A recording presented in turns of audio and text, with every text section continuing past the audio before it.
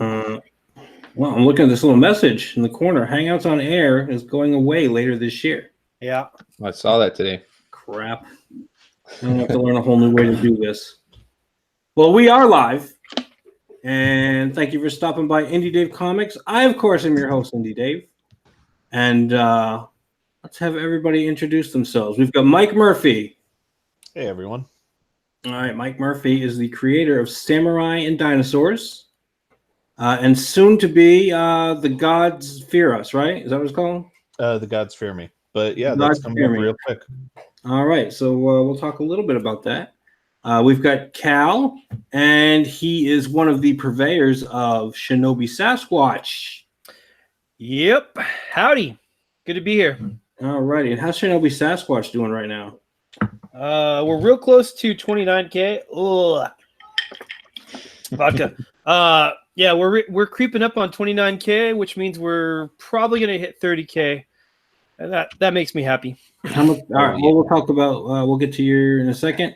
And our special guest is Cody Martinez. Tell us a little about yourself, Cody. I live in California. I have a wife and son, and this is my first live stream show, what have you, ever. So, popping a bunch of cherries tonight. Can we curse here? Congrats. That's all right. Is it? Can I curse? Yeah, we're not monetized, so Okay, I wasn't sure. We'll try to keep it down, but I'm not going to worry too much about it. No, definitely. It always slips because I curse like a sailor as is. So it's no problem. All right, and let's see. So let's go over everybody's books here just real quick. We're going to talk a little bit. Let's see. We'll go over Mike's book. We'll go over Shinobi Sasquatch first. Ooh. So tell us what Shinobi Sasquatch is about. Shinobi Sasquatch is about a Bigfoot who is a ninja who is a werewolf. And hold on just a second. I didn't share my screen. Oh, yeah. Let's do my share screen. We'll get it up. There we go. Can you all see it? There it is. Yeah. All righty, we got you. So, yeah, there it is. He's a master ninja werewolf, Bigfoot. He is cursed with lycanthropy. He's trained as a master ninja, and he's kind of like the Pacific Northwest protector. You know, he's like the Daredevil or the Spider-Man or whoever, but for the entire forested region of the Pacific Northwest. And in book one, he uncovers a plot by an evil secret organization to enslave the entire region, and so that's book one will be following him as he tries to thwart that plan. Sweet. And if you haven't checked this book out, all right. So we're on into right now. How long? I said on a stream the other day, probably till my kids have grandkids. No, it'll be Rob Willis is worth every second it takes to draw those pages, but they don't come fast. So we'll probably be in demand until October. That's my guess. All right. And if you have not seen this, check this art out. This is just freaking amazing. Gorgeous. And Rob Willis is doing a cover for Brutus the Badass, which is that's a cool ass cover too. Yeah. All right.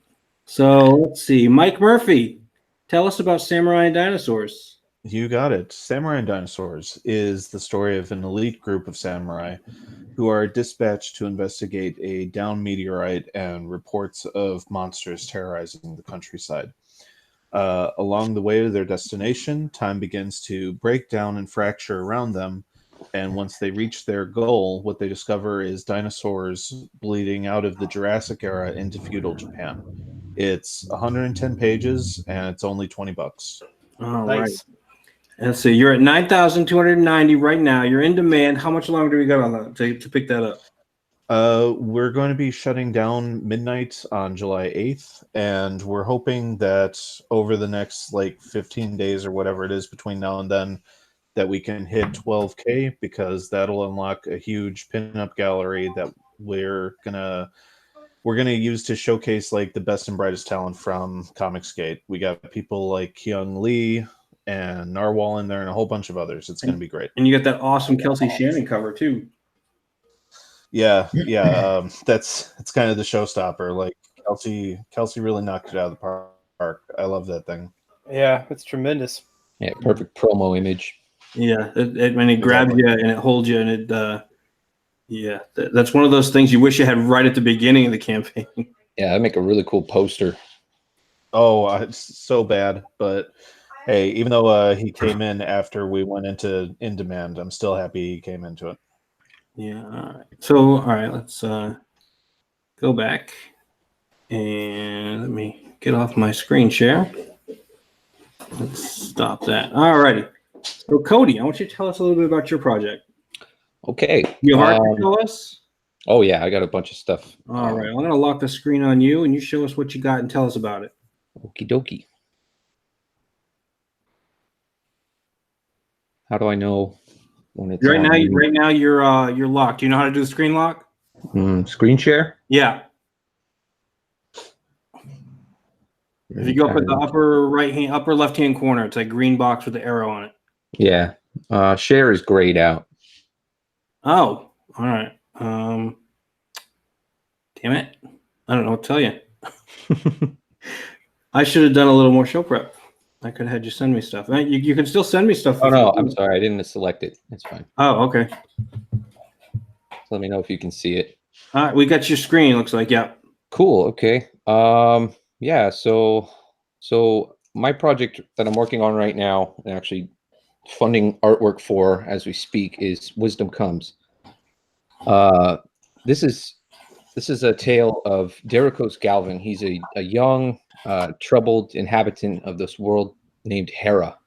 I get a lot of questions about that. Say, Hera, is that based on Greek mythology? That's a Greek goddess. I say, yeah, but I mean, it was sort of inspired, but not really. That's just what they call their planet, just like we call our planet Earth.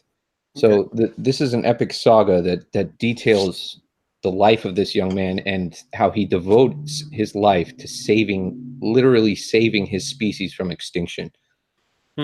So it's kind of hard for me to put it into words. Like I said, this is my first. Well, that's the point. You got to learn to put it into words. Exactly. Yeah. So this is his life story essentially, and the trials and tribulations that he faces in trying to solve his people's problems. So if you would like to know more about the world or something, I can talk at length on that stuff. It's been world building this thing for a long time. All righty. So, all right. So let's show. Show us what you got so far. You got this one, which looks really cool. Yeah. So that's like a cover, sort of a concept piece. It's sort of portraying the struggle that he's dealing with. I just wanted him to look very vulnerable and not necessarily beaten and broken, but this is an internal as much as an external struggle that he's dealing with. So Hera is another planet in our galaxy where life has formed. You could think of it as Earth's little brother or little sister. It's small, about the size of Mars, but it's got life. So there's humanoids and there's animals and plants, blue water, blue sky, what have you. The animals and plants look a little different. You've got horses that kind of look like dogs. You've got giant cactus trees and, just your typical alternate Earth fantasy stuff. But there's one species on this planet that is quite notable, and that are the dragons. So you've got what we on Earth would call dragons is just these massive, ancient, primal, smart reptiles, essentially, that have coexisted with the inhabitants of Hera for millennia. You avoid them. They're like lions and tigers and bears. You don't go looking for them. They may pick one of you off once every couple years, what have you. But for about 200 of what we would call years now, these things have been just mercilessly slaughtering Herons at every turn, raiding villages, burning down cities, attacking castles, all kinds of stuff. It's just a tyrannical nightmare that's going on for these people. And, they're hard to deal with. This is like medieval level technology they've got going on. So it's a real problem. It's a real problem for these people. And Derikos, his passion to eradicate this species from his planet is fueled early on in his childhood. that's where chapter 1 that's what chapter 1 showcases. Let me show you guys some pages here. Now, you're the one doing the art? No, I have an artist in Okay. Italy, and he does the artwork for me. I just do layouts and lettering and flats right now. Hey, Oh, hey, we got Von Klaus is in now. Oh, There he goody. is. Hey, Vaughn. Was greetings. How you guys doing? Good. Outstanding. Yeah. Goonies never say die. Cal, I love it. Did you grow a beard on me? You look good. Looks good. Thanks. No, I've had a beard for a while. I just don't usually Okay. show my face. I'm Right. This is my unannounced coming out party. I'm just like, screw it, whatever. Hey, that's good. That's a good. We support you. Let's have a look at who's in the chat. All right. So in the chat we got Carlo Rowe. How's it going, Carl? Hey, Row. Sorry, that's what Carl and I say to each other. We always act like Matthew McConaughey would be like, "Hey, row." All right, we got Sweens. I'm probably gonna have him on tomorrow. We'll see. Maybe if it slows down tonight, we'll throw another guy on. We're still waiting on Ben Hennessy. So let's see, Captain Fuckhead. You got Captain. I love him. All right, everybody loves him. I love his All name. right, hey, It thanks, sounds like a right. insult. Let's see. We've got Cal somebody in the chat. I don't know who that is. It's Cal. He's somebody. All right, we'll figure him out.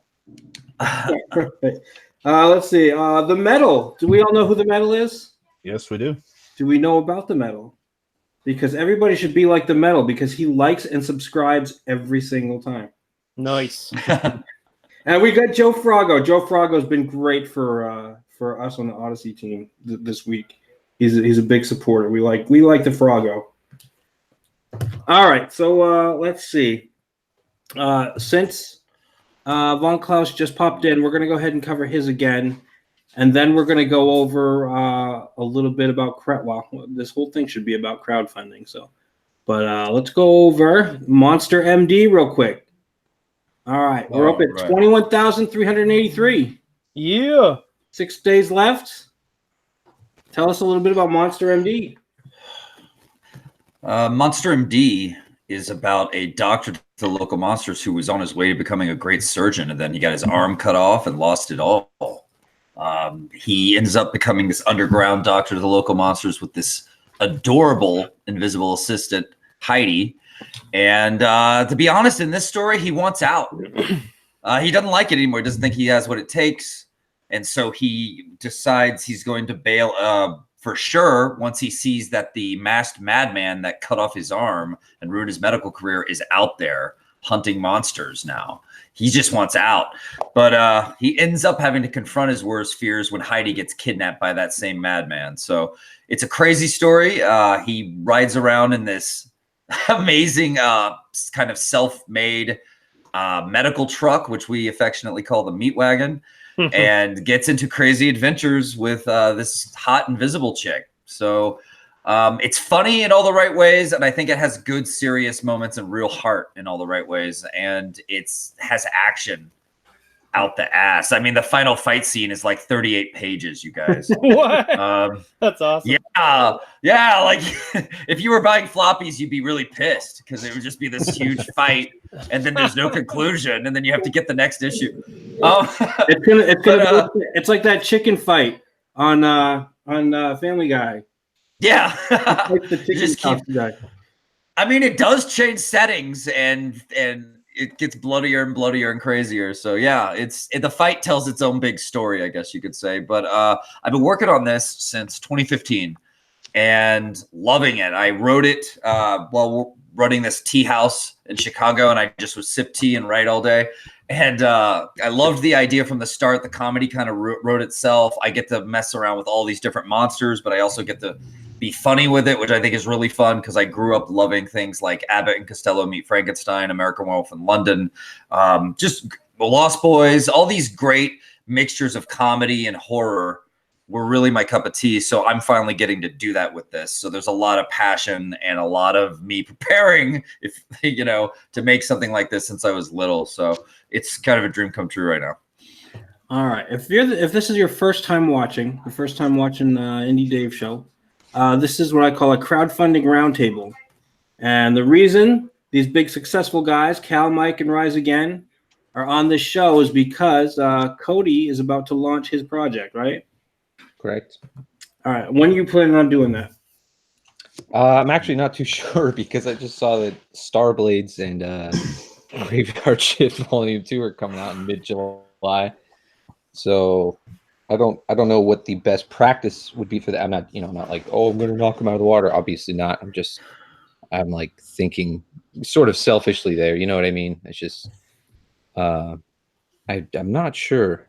Thinking, I guess, August, but I would like to do it sooner rather than later. What do you got for numbers for like followers and? Well, I've got a pretty big Instagram following. Oh, that's cool. I seem to get some pretty good feedback there. Almost 900 followers there, and I think I'm over 600 on Twitter. I know it's not the ideal numbers, but yeah, I think that's all I've got going for me right now. What's your handle on Instagram so I can make sure I follow you if I don't already? I believe you do. It's badass.comics. Okay, I'll just make sure. I'm not super active on Instagram, so I'm sorry if I don't remember following you on there. I'll try to find you there too. Thank you. I would suggest. I do. I would suggest definitely not starting much past September. Once you get into like October, you've got people planning for the holidays. So yeah, that's really kind of when the wallets start closing up. So right. Yeah, like August, season. September at the latest. Yeah. I really like your artist, Cody. Yeah, good, thank you. I do too. Stuff. Yeah, dude, he's amazing. He does really good like commissions, like illustrations. Yeah. He's great at comic work too. Yeah, good looking stuff. Yeah. Oh, sorry, my dog's over here begging for attention. All right. I think the numbers I keep hearing are you're going to get about 10% of your follower count. That's actually probably going to put money down for you. And that's like a basic like general like rule of thumb, right? I think right between about 5 or 10%. So I want to make sure when you launch, you're good on your numbers as far as who's looking at it, because it's great to have great art and a great story and all that, but if nobody's looking at it, you know what I mean? Yeah, definitely. So what we want is that hopefully everybody in the chat is going to share. Going to start following you on Twitter, and if you have you don't have a YouTube channel by chance? I set one up, but I don't have any content. Okay. So yeah, because I mean, I don't know, and not everybody is good for YouTube or whatever. Yeah. But I know you're going to want. That's basically what we're waiting for, is to make sure our numbers are up as far as people who have seen the project. Right. So you want to make sure you're getting your name out there and you're pushing your stuff as much as possible, and you're getting other people to retweet it and to get other people to look at it. Another thing, like even if by the time you have to launch, even if your numbers aren't super high, like when I ran the first campaign for Samurai, I think I only had something like 500 Twitter followers and far less on Instagram, and my YouTube channel was non-existent. Like it is possible to build a successful campaign, but you're gonna have to really hustle hard and do as much streaming and appearances anywhere and everywhere that you can. Yeah, I'm all down for that. I have no problem with that. Yeah. And let me toss a little bit of advice out there too. Don't let the other people launching around you intimidate you. Like I was getting ready to start talking about Shinobi Sasquatch when I heard about Doug TeNaples' Bigfoot Bill. Like, I mean, I think I was on the verge of signing Rob on to the project. And then someone messaged me and was like, "Hey, did you hear that Earthworm Jim guy is going to be Comicsgate and he's got a Bigfoot book?" And I'm like, "Oh, damn it!" I remember you talking about that on Twitter. Gosh, sorry. It honestly, it just pissed me all the way off. I just thought, man, like, who is this guy? You know, and I like Doug now, obviously. Back then, it really threw me, and it really discouraged me for a while. And but then Rob and I, we worked it out. We changed his color from brown to blue. But then other projects kept popping up that were launching right when we wanted to launch. We kept postponing because of that. And I'm glad we did, just because we needed that extra time to build a following. But I would say, as long as you get the following where you want it, don't worry about who's launching when, you know. I'm gonna, I'll be promoting your book, obviously, and everyone here, and we'll do our best to make sure you get funded. But yeah, I mean, people, these, indie comic buyers just want books. They're not gonna, I guess my point is, if someone likes your book, they're not going to be like, well, but I'm also backing Graveyard Shift. Yeah, that's true. Make it that makes a lot of sense. Seats. Yeah, make it a 2-month campaign if you need to. Go 60 days. Like, you can just set it at 60 days from the start. Hero did that. I think it's fine to do that. I almost did that with Shinobi Sasquatch. So yeah, but your book looks really good and the concept's cool. So yeah, don't be discouraged by other people launching at the same time. You got two guys right here in the chat that both launched in May, which is like a heavy month. Yeah, very true. It was a heavy month, and both of them did really well, and virtually out of nowhere, compared to like the big names. Yeah, no, I'm not discouraged or anything. It's just sort of like tact. It's like, I don't know. Not discouraged at all. Just like, getting in the ring with Big Shot. I know what that feeling's like. I mean, when I launched, I didn't know Doom Kicker was going to launch with like within an hour of when I launched. I was like, oh my Lord, what is going on? And then I was like, well, you know what? I've been working hard. I've been building fans. The proof is in the pudding right now. Like, do or die, let's do this. And the fans who, I connected with and really earned through all that work, they showed up and they bought a book. And here I am now. Like, I think I'm doing pretty well considering, and there's a lot of other books reaching out right now. I guess that you could call this peak time. I don't know, but it seems like I'm seeing a new book all the time now. So I still did well enough though. So you just make sure you earn it before it launches, what I did was make a mailing list, and I gave a deal to everyone who signed up on the list so they can get a cool fan bundle for a good price. Yeah, I got that. I got that fan bundle. It was a great idea, and I'm actually emulating that right now. Yeah, I've got about 16 subscribers, I believe, so far, and I'm definitely planning on doing something like that. I'm stealing ideas from everybody. Absolutely, as you should be. You should. Steal the best ones from everyone. Like, what's Doug Tenople's best idea? What's Graveyard Shift's best idea?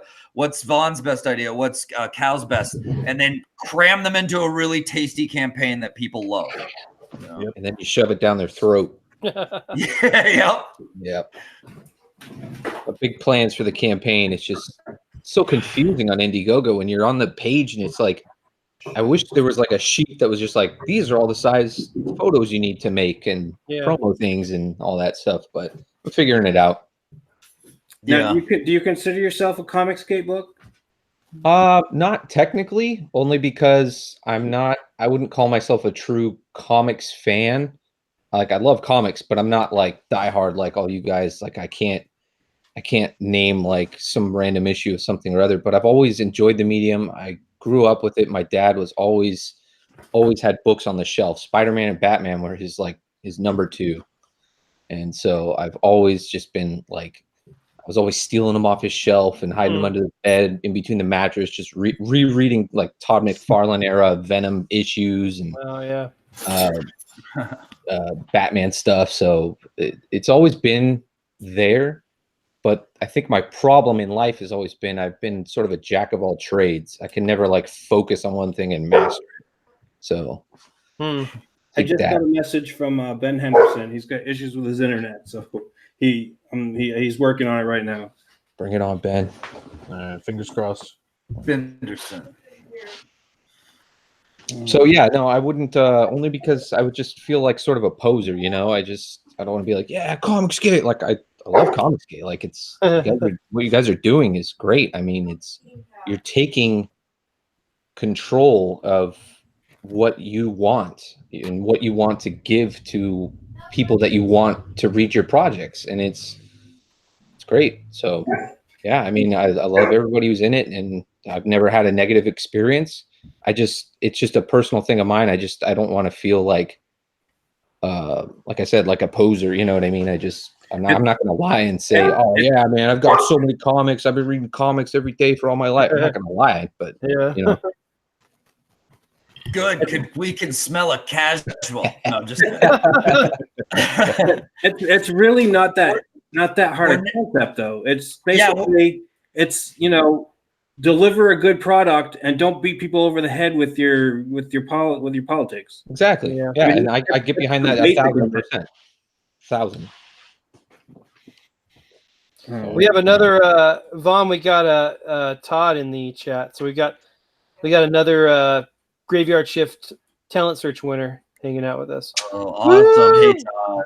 That's cool. three. Yeah, man. That's three You're out of gonna be hearing a lot from Cal and I guess, whenever the second book launches. Oh yeah. Give me a second. I gotta take care of these dogs. Yeah, July 16th, I think. Those dogs are my audience. They just give us a little boop, like every now and then, keep us perky, keep us happy, make but yeah, that's going to be awesome. I can't wait to find out more about it, because I don't know about you, Cal, but when it comes to Graveyard Shift, there's not much I know. Even though I helped work on it, I don't know much, which I think is good, probably, because they don't. The main dudes should know. You know, they should know all the ins and outs. But I like to know the ins and outs. Damn it, I consider it kind of a privilege of getting the job. You know, like you're behind the curtain a little bit. Right. You know. Yeah, we were behind no curtain. They gave us literally the book, the first book, in like the lowest res PDF you could ever look at. It was really hard to read because Eric Weathers' lettering is really good, but he used some really like interestingly shaped fonts they're really hard to read unless you got high res. So I was kind of guessing on what was happening in the first book at some point. Oh no. That's funny.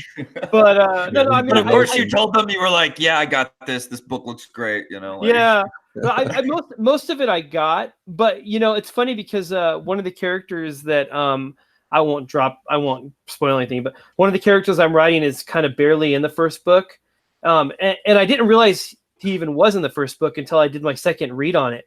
Because I'm like, wait, is that guy, does he exist already in the universe? So yeah, no, but they gave us a really basic, like, this is what's happening in the main book.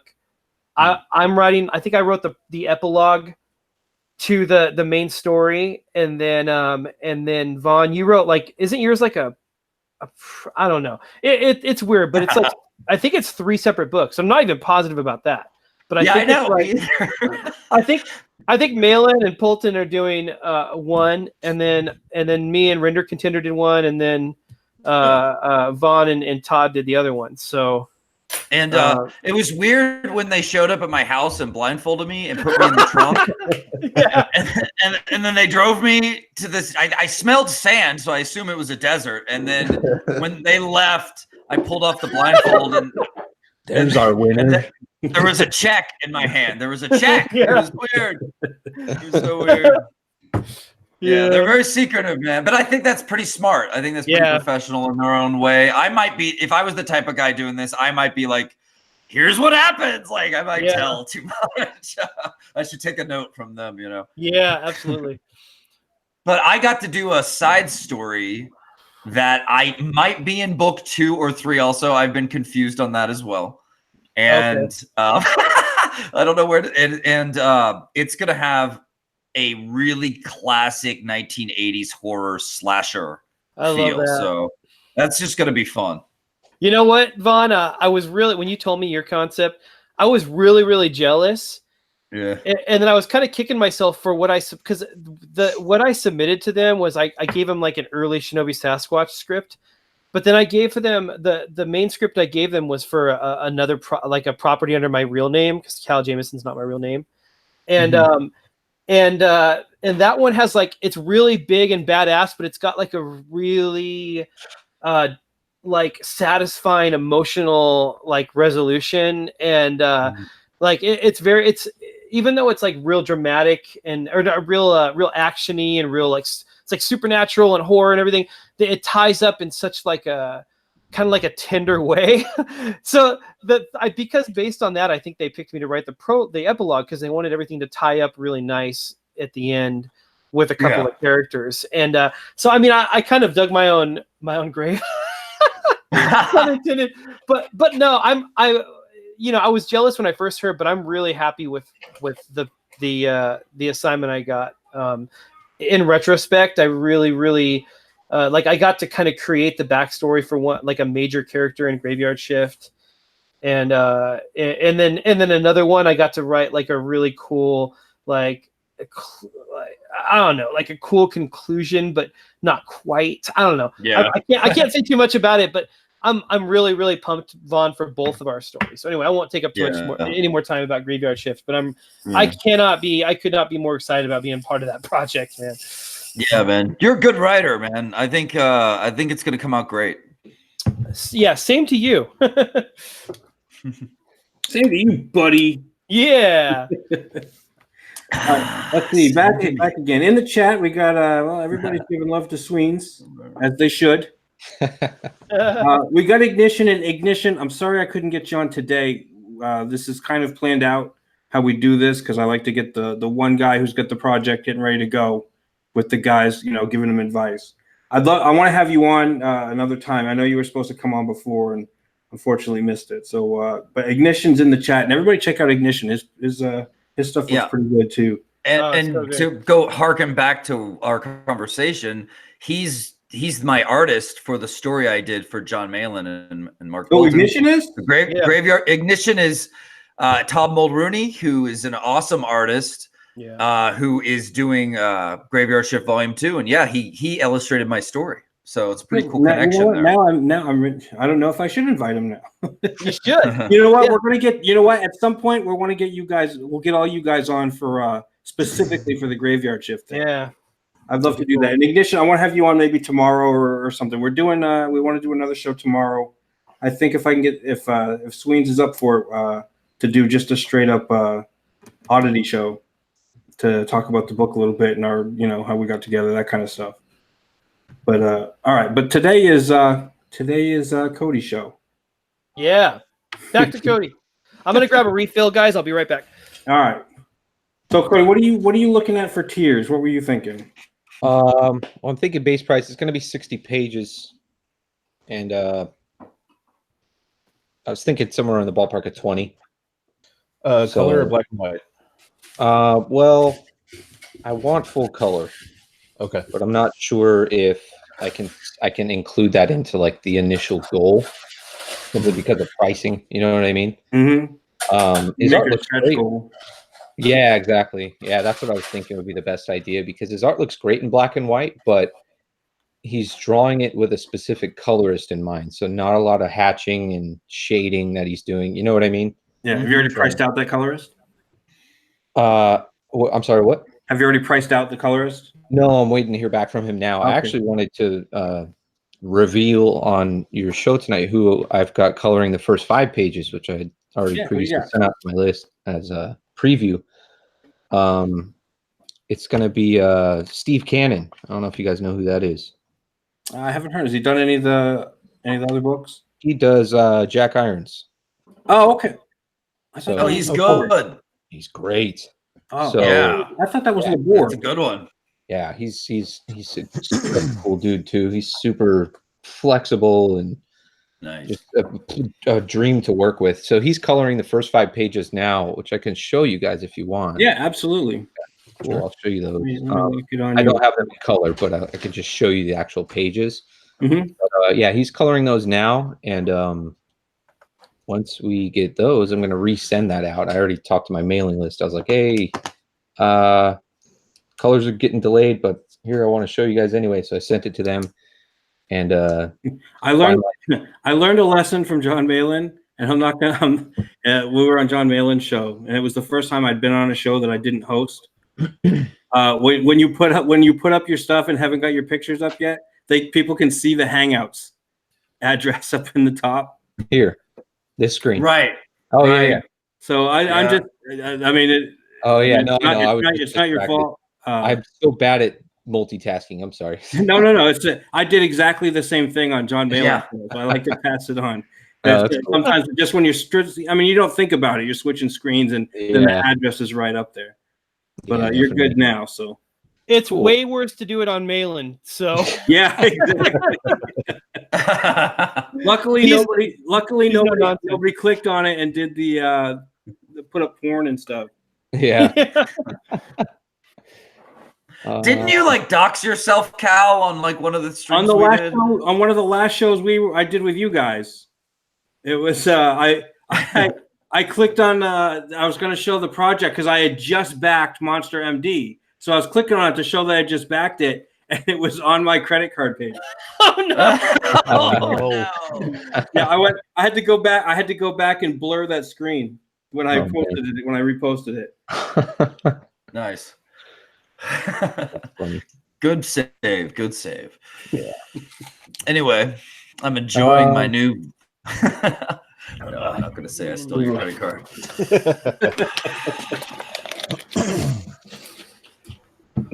Yeah. Wait, what do we got here? This is Black Maw. Oh, sweet. So in the native tongue, he's Chronocosto, but that translates roughly to Black Maw. And Maw is, a big gaping mouth. He's a big black dragon, and his mouth is even more black. It's just a color. Oh, that's a lot easier for That's cool. Yeah, exactly. So this is him. So like I was stating earlier, when I think about my book, I try not to think about it as a fantasy and more of a science fiction, because of the whole world that I've crafted for it. Everything's real. I just want the reader to read this and be like, dude, I could imagine this is real and happening, and I'm getting sucked into this. You know what I mean? So I'm going to tell you, no matter what you think of it, definitely try to appeal to fantasy people as well. Oh, definitely. No, yeah. You may say it's one thing, but other people, right off the bat, people are going to look at it and say, "Oh, fantasy." No, yeah, I definitely tag it as fantasy for sure. But yeah, you can meet some awesome Game of Thrones chicks. Oh yeah. I heard they're crazy.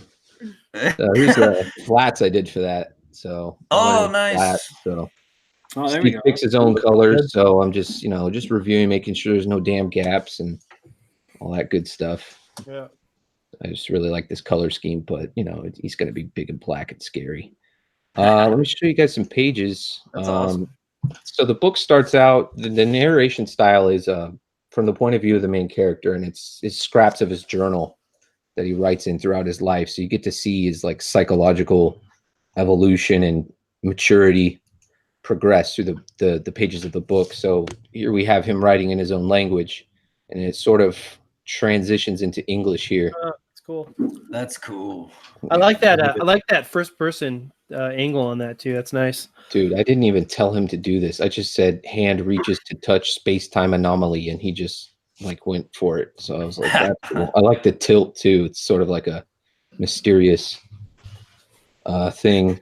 Yeah. Yeah. It was a really hard, actually, believe it, like it was crazy. It was so hard to describe this scene because I wanted to like explain in detail how this thing was supposed to look, but I'm kind of happy with how he did it, and it looks great. So but yeah, that's page 1. So it opens up, and he's all prophetic and broody and emo in the beginning, and mysterious and vague, and very romantic, like sort of drama in his narration in the beginning, as he's just talking to himself, because you'll find out where he is later as he's writing all this stuff down. This is him going through the caves where he was transported to. So all these badass cave crystals are going to get colored in some sick colors. This is him trekking through the caves with some torch. And he finds a little opening. And I know it doesn't matter now, but this is something that I hope the readers will pick up later, and once they realize what this whole sequence is about, and they realize why these caves are so big. It's just I don't know. And here's him exiting the cave. This is the first 5 pages that I sent out to my mailing list, and people got to see these already. So Cool. I guess wherever Ben Henderson is, it's storming. So that's part of his internet issues. Yeah. So we're hoping he stays safe, and maybe he'll be able to pop in a little bit later if the storm passes. But that's what's going on over there. cool.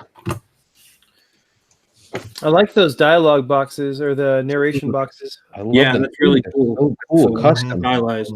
I really want them to be like, unique, because I just got the Conan omnibus the other day, Mhm. and not the other day, it was like a month ago, and I had powered through that thing in a day or two, just because I like Conan. I don't really care who writes or draws it, but I was looking in that, and they had really interesting, unique caption boxes throughout, so it was really cool. So I was sort of inspired. So yeah, this guy just goes for it, man. He just throws down his little personal touches on everything. So so this is him, and he's trekking this barren desert wasteland, and what's that? Buildings in the horizon.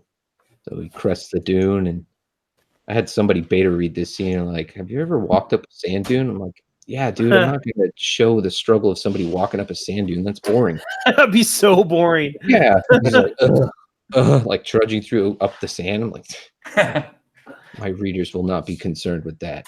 Because Yeah. then they see this. So again, more, vague, wordy, on a important mission stuff, but it's very personal once you realize that this is him writing out, just him, just alone, just writing his thoughts and feelings into his journal. And then he sees this barren wasteland, this strange alien world that he has no idea where he is, and he's just like, what the hell am I doing? So that's the first 5 pages there. Those are done. That's pretty You cool. Cody, you sent me those, and I think I told you privately, but your writing is really good, man. It's Thank you. It's yeah, I think you said something about it being too vague or something. Sure, And yeah. I thought it was really perfect for as kind of like a hook, for those first 5 pages, just so people kind of read it and go, huh, what's going on here? This is this is really interesting. I really think it's interesting. So just I appreciate that. take it from a Comicsgate talent search winner.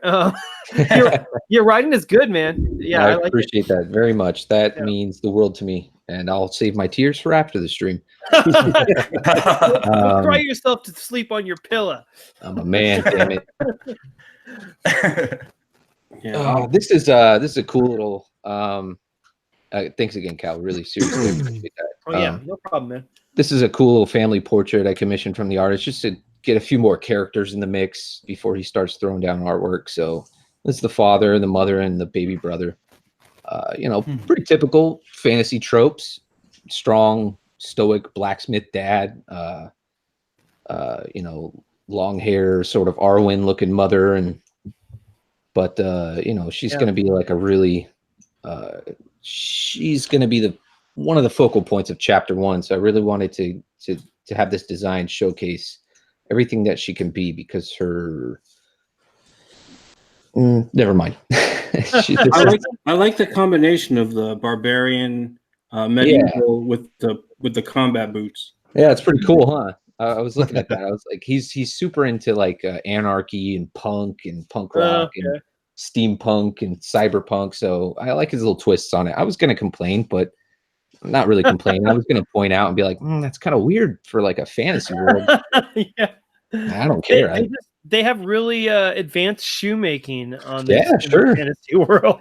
Oh yeah. Well, I remember in Joe Madura's Battle Chasers, they had stuff like that. They wore boots like that. Oh, okay. Yeah. It works great. It's just a fun aesthetic, It's comics in the end.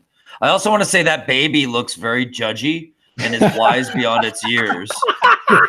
Dude, oh my God, Does. What a pretentious little prick. yeah, he's not going to be one of your favorites when you read the book. But check this out. You were right on, Vaughn. Yeah, where? That's good design. That's good. Look at the design. slats. Nice. You know what? I'll say this Remind from you of Exorcist vomit green. Oh, blue hair. Oh, no. Yeah. Kill it. Kill it. Funny. Yeah, from the design choice. from the POV of someone who, I think anyone who digs like fantasy RPG type stuff and comics is probably going to be into this, because this is, it has that definite like fantasy like, yeah, man, it's cool. I like it. It's Herculoids-esque. Yeah, huh? Definitely. Yeah. My artist actually just did a shitload of illustrations for like an RPG handbook. Oh, And I was cool. like looking through some of the preview pages. It was crazy. He's super into RPGs, tabletops, and stuff. So yeah. he does commissions for D&D Nice. people and stuff all the time. So That's cool. this That's is cool. what I was saying earlier. Is I love his ability to like frame and stylize an actual illustration. Let alone his comic work is amazing in my opinion. But Yeah. he's really onto something. But I like that circle pad at the bottom. It could be like those could be miniatures, like all in one little stand. Yeah, Yeah, that's cool. Let me show you. He did. Make sure no personal information up on there. No, it's just my messy organization. He did it for the character design too. So he designed the character in the 3 formative stages of his life. So you get to see like a showcase of the 3 ages you'll see him in the book. So this is him as a child in chapter 1. And he did the same kind of thing. It's sort of like it looks like a D&D set piece, it's got its own little thing. It's really oh God, I love it. And this is him as a teenager. His expression's kind of weird, but angsty little teenager. That's his journal there, and the same boots. And then him as an adult. And then he put all 3 of them together, and it just looked really cool. Oh, that's really cool. I like that. Yeah. It's sort of practical, no major Zweihander, but it's just It looks I don't really want- cool, man. I want it to be realistic as possible. Realism, believable, Right. Right. Was I seeing things, or did this guy see like a ruined city in the distance that was more modern? Good. Let me see where. Yes. So you're looking at this guy, and he's sword and sorcery through and through. He's going through caves with a torch, and he's touching magical portals, and then what the hell?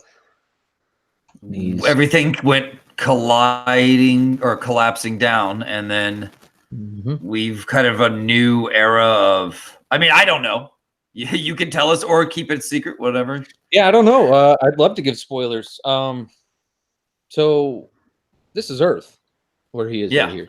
So okay. And more specifically, it's a coastal city in Spain.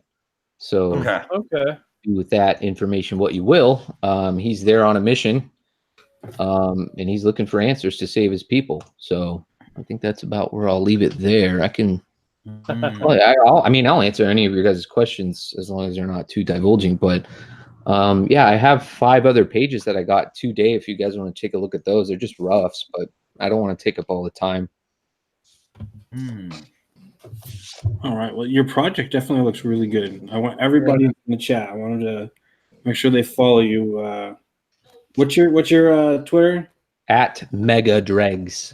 At Mega Dregs. Yeah, I'm pretty sure if I haven't put it in the description, I don't think I did. If I haven't, I'll put it in later.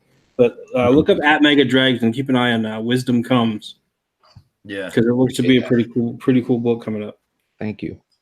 Yeah, I think it's off to a great start, man. I love the first page, and just introducing a character through their hand is ballsy, but it works really well. Yes. And then I like that. It's thoughtful. It's very everything about this book is very thoughtful.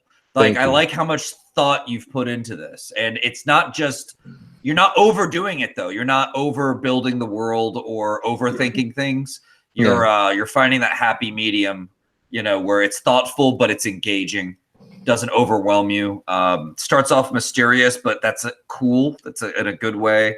And then you do this reveal page where you've got this like ancient city that we recognize, and you're just going, uh-oh, there's something else to this story. So that's a good hook. Thank you. You know?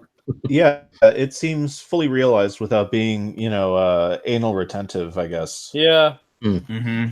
It's got that like very end of Planet of the Apes kind of feel, you know, where you're like, holy crap, that's like Earth? Like if it was a cliffhanger, you'd be like, I want more. Right. Yeah. But instead, it's the beginnings, which is great, because then you're like, oh my God, what else am I going to see in this? You know? Right. Yeah, that's great. Yeah. I appreciate the kind words, guys. Seriously, thank you. Yeah, but like I said, I have 5 other roughs. I don't know if somebody wants to take a turn and you want to switch topics. It's up to you. Well, I'll tell you what. Like I said, we're here for you. That's what this show's about. So if you've got questions for any of these guys as far as for crowdfunding, now's a good time. Yeah, anything specific or whatever that you think is going to be a hurdle, something you're concerned about. Yeah. There's a backlog of questions. Well,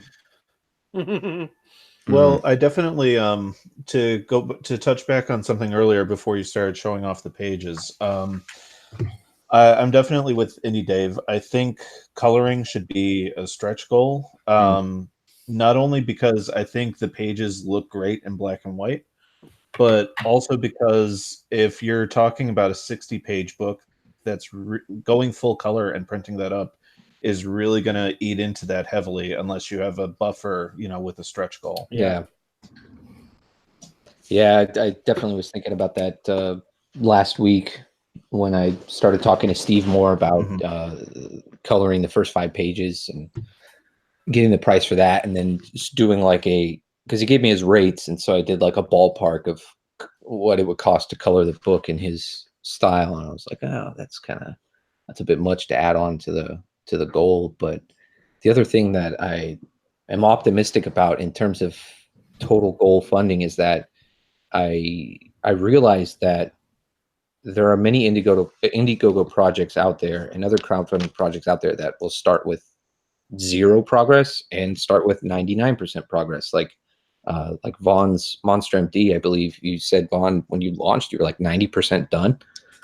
Yeah, something like that. And Shinobi Sasquatch was like, they had a cover and a page, you know, and they're both like skyrocketed. So it's like, I'm very aware of that. And the main thing that I want to convey when my campaign encounters a not necessarily confused, but a doubtful maybe backer, the main thing that I want to convey is that this is in progress. It's happening. I'm not just setting up a campaign and saying, fund me, you fools. Yeah. Not, you know, just like, give me your money, peasants. I'm like, yo, I'm still cutting tons of money out of my check to go to this thing because I believe in this thing. It has been my dream and my passion for years now. I'm not stopping. So just let me know, so it's just what people like is seeing these pictures, even like at this stage. People, I find people really like process pictures. Me One, too. it shows progress, and 2, people just like to kind of see that insider baseball type stuff. Yeah, dude, I love that stuff, man. Yeah, like, and you want to do that without doing spoilers, but you want to we're getting to the point. We're posting a lot of stuff. We're getting to the point where I think we have to be careful about posting spoilers. And at that point, maybe you'll post a frame instead or panel instead of a full page.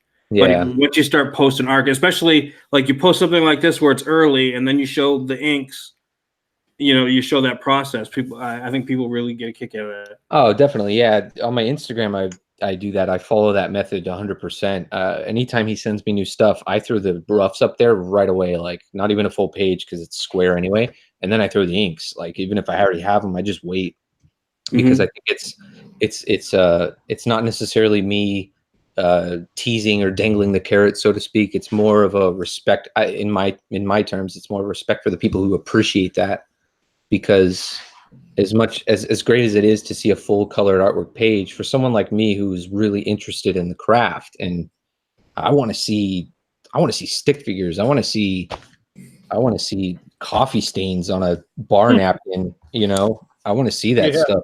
Yeah, one of the things that appeals to me.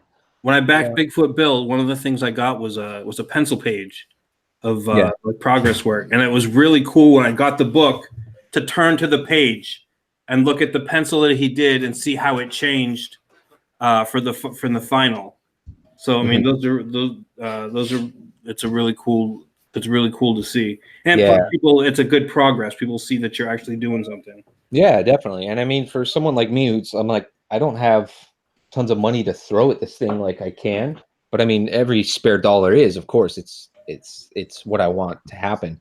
But because I can't be pumping out artwork and colors and videos and all kinds of stuff like ASAP, that really helps me too. And I'm sure it helps a million other smaller creators out there, because it's sort of a way to thin out what you have, you know, being frugal in a sense.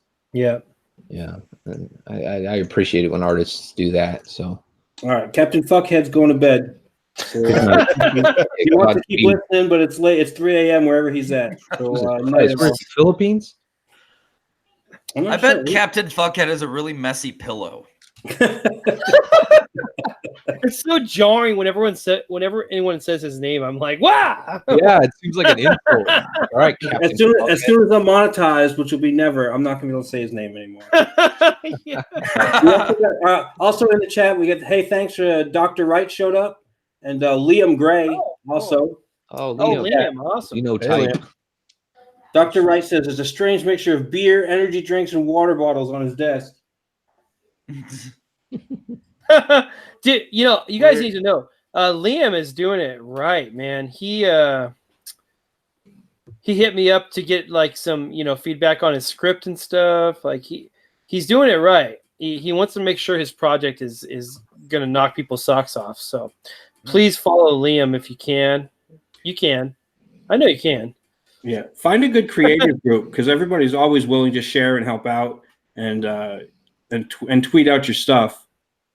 I'm in a couple of different, you know, just creators groups on Twitter, DM groups, and find a good what do you call them? Discord. Yeah, I mean, that's not posting all kinds of stupid, crazy shit.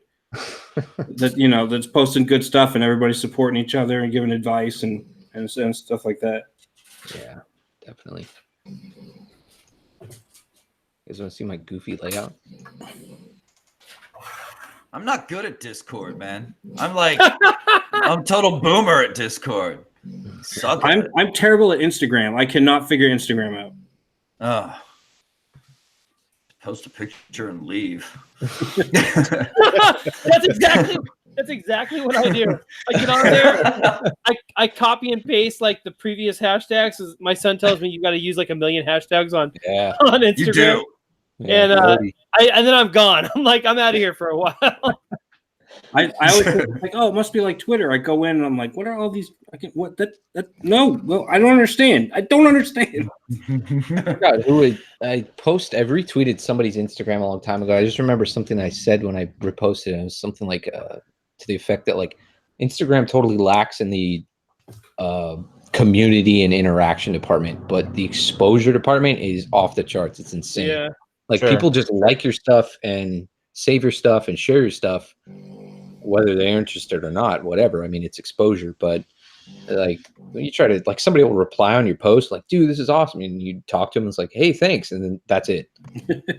There's no interaction, no back and forth. It's like, are you a robot? I mean, they are until they aren't. I've pissed people off on Instagram, and like they'll DM you. Like you'll get angry DMs that are just like, that's not true. There's Nazis everywhere. And I'm like, I disagree, you know, and then like it turns into a thing.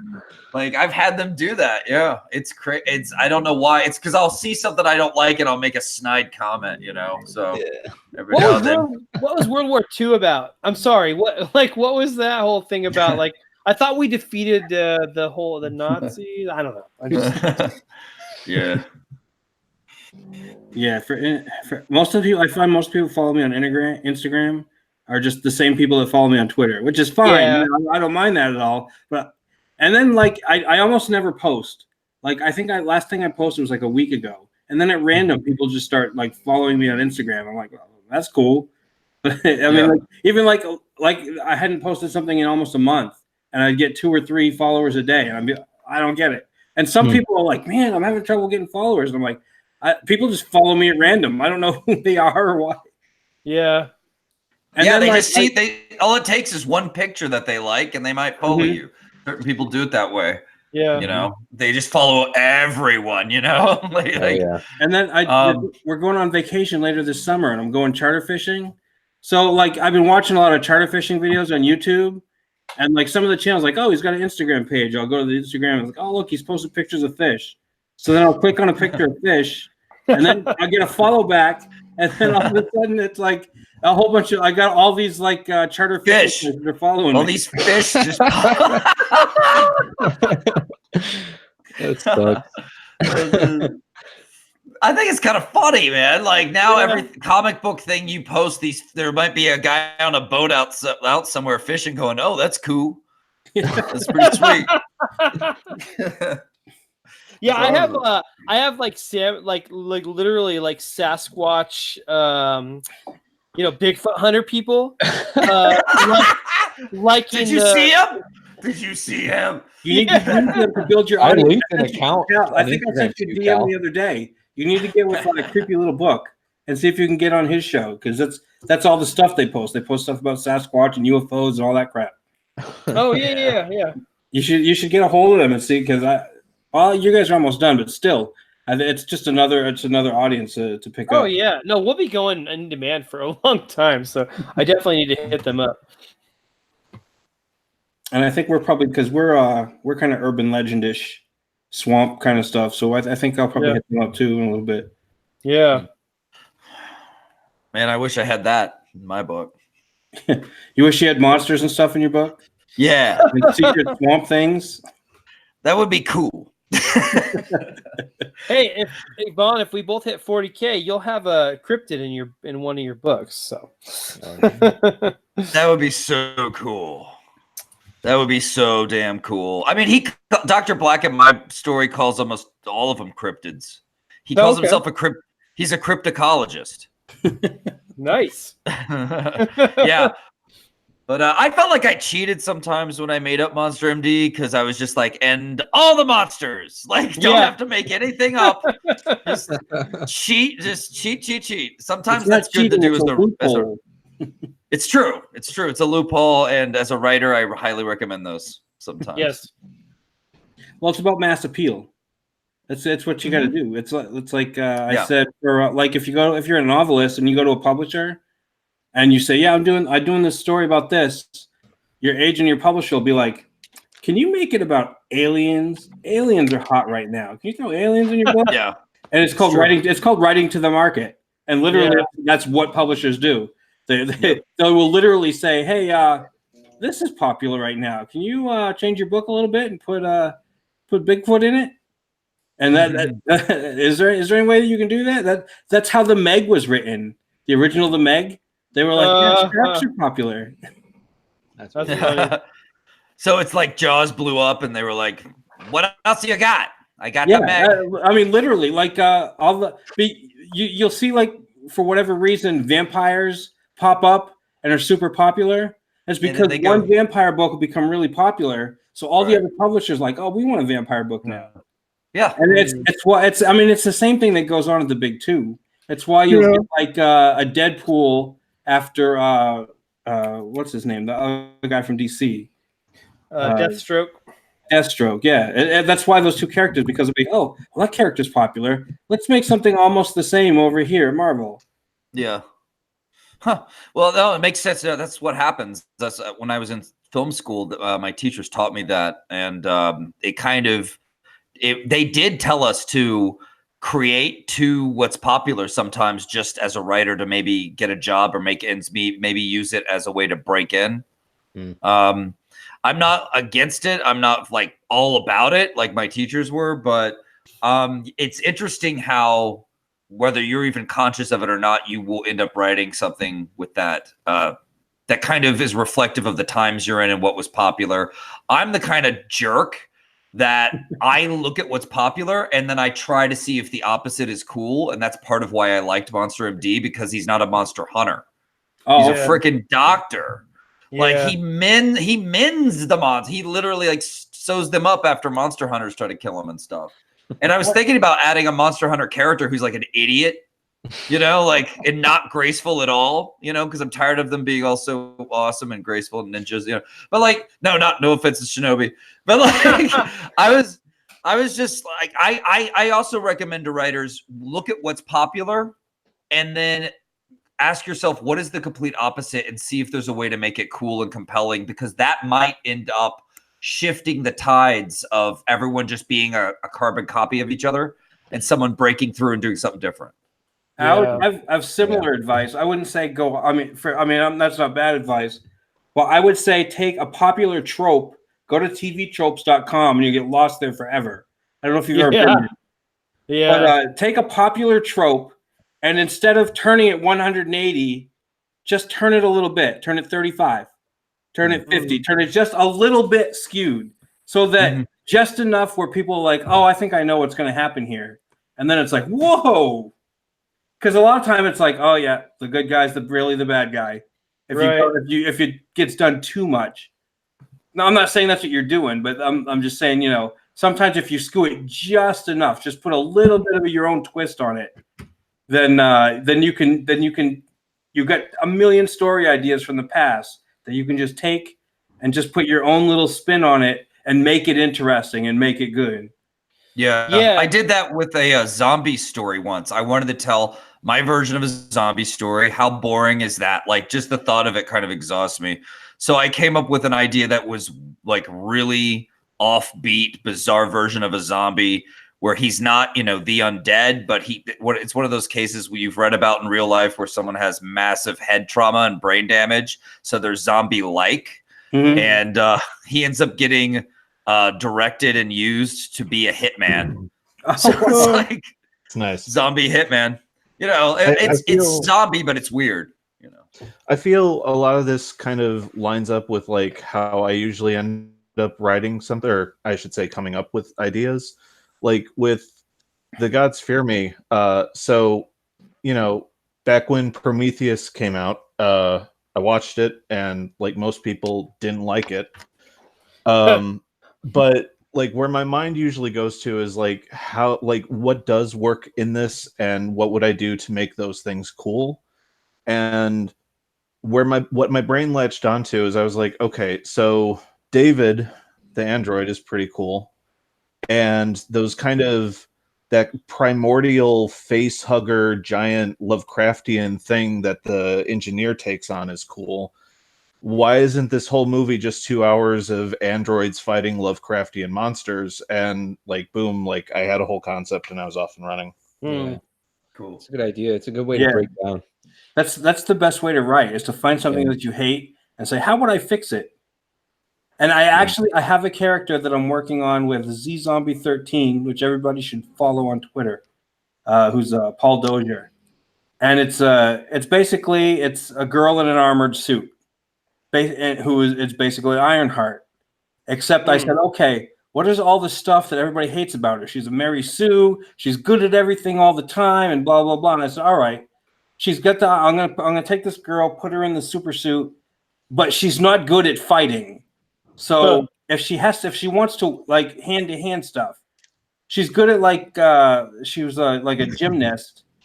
But if she wants to be, you know, the spy in the suit doing the, you know, the super stuff, what she wants to do, she has to learn to defend herself and do actual fighting stuff, because the suit will only help so much.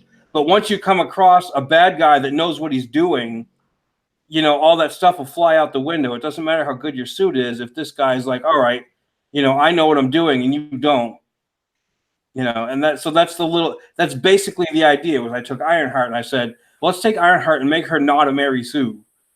Nice.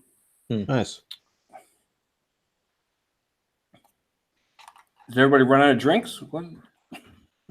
Bacon. I'm literally thinking, okay, is there a way to salvage the concept of Ironheart? You know what? There is. Let me tell you how you can not only salvage her, but you can make her a character people like. All right. What you do is because she's good at everything and everybody always loves her and everything. So what you do is you have her on a big mission and she goes on the mission and she screws up the mission so bad that a bunch of people die. Like there you go. Innocent people die. And then everybody turns on her and they're like, I can't believe you let this happen. And she thought, but you guys told me I was so good and whatever. And then she has to go into hiding. She has to go into hiding and she has to build herself back up and learn from what she did to that she screwed up. She has to learn that not everybody's going to love her. She has to learn that she's not the best at everything. And she has to start from ground zero and build her own suit again from ground zero, from the ground up, without the help of Stark Enterprises or anything. That's how you fix that character. Crazy. What's crazy is that Marvel is already kind of retconning her origin between when Bendis created her and the I guess current book going on by what's her name, like the whole thing of and like it's like, Bendis, what are you doing, man? Like, do you really want your first appearance for this character, this young black woman? Do you want the first appearance of her to be her stealing tech from a college? Like, so. Like, sounds racist to me. A little bit. So, like now, I think in the main Ironheart book, they're just kind of ignoring all that and saying that she's really been chasing like a lifelong career at NASA, like all throughout her teenage years, and like the iron suit just kind of is a byproduct of that and her genius. So I think they're trying to sidestep some of that stuff, but still, like, the foundation that character is built on is so wobbly. I don't know what they can do with it besides what Dave said. Yeah, and what kills me about the Marvel universe. And I was reading a bunch of those comics for a while, a little bit. And the theme that kept popping up was like, so-and-so be like, oh, I'm the third smartest. Oh, I'm the sixth smartest. Oh, I'm the number one smartest person. Then they made it like, who was it? Moon Girl. She's the smartest person in the Marvel universe. Right. I'm like, is there really a rank somewhere that's like, okay, we're keeping track of everybody, and like, oh, they built this, so we're putting you up above this guy. You know what I mean? The whole idea of, oh, we know that this guy's the third smartest, and we know this guy's the fifth smartest, and we know this girl's the first. All of that it really started to bug me, and it started popping up everywhere. And it started with, I think they started doing that with the Cho Hulk guy, the Korean Hulk. Right. I think they said something like he was the third smartest or whatever, and they started ranking everybody. I'm like, no, nobody cares about that shit. No, I mean, everybody, I guess, used to assume it was Mr. Fantastic or whatever. Mm-hmm. Yeah, but they never had a numbering system. I gotta throw this out. Sween says she should get pregnant and become an awesome housewife. That was Bendis's second arc before he left. I love it. Oh, let's see. We got AML in the chat. Terry, Hail Joe. Make sure all you people, if this is your first time, hit the like button, hit the subscribe button. Let's see. Hail Terry. Let's see. She should get pregnant. Dr. Wright, like that gay furry guy that mouthed off to Horner Hickson? What's that all about? I missed something? Let's see. The newest chick is always the smartest because they love no, you pronounce it wrong. It's they wub the science. Yes. They wub the science. On the show. Yeah, that's who his name is. Let's see. And they've had a numbering service since the 90s. Really? I don't remember that being a thing. Of course, I was mostly X-Men. So I don't know, maybe they did, but and I always remember that everybody just thought Mr. Fantastic was the first, and maybe maybe they thought Tony Stark was number 2 or whatever. But yeah, I remember like a rivalry between. I remember a rivalry between Pym and Mr. Fantastic, but I don't remember numbering. Oh no, Mrs. Dave Comics said I just got a dislike. I'm shutting this chat down. What? Shut it down. Who dislikes my chat? You better speak up now. It's Froggo. I'm gonna take your wrench away. Some worthless douchebag who has nothing better to do than dislike videos for no reason. Hey, it's still interaction. Sure. That counts. No, it's not. Those people suck. I watch videos. I'm sure you guys do this too.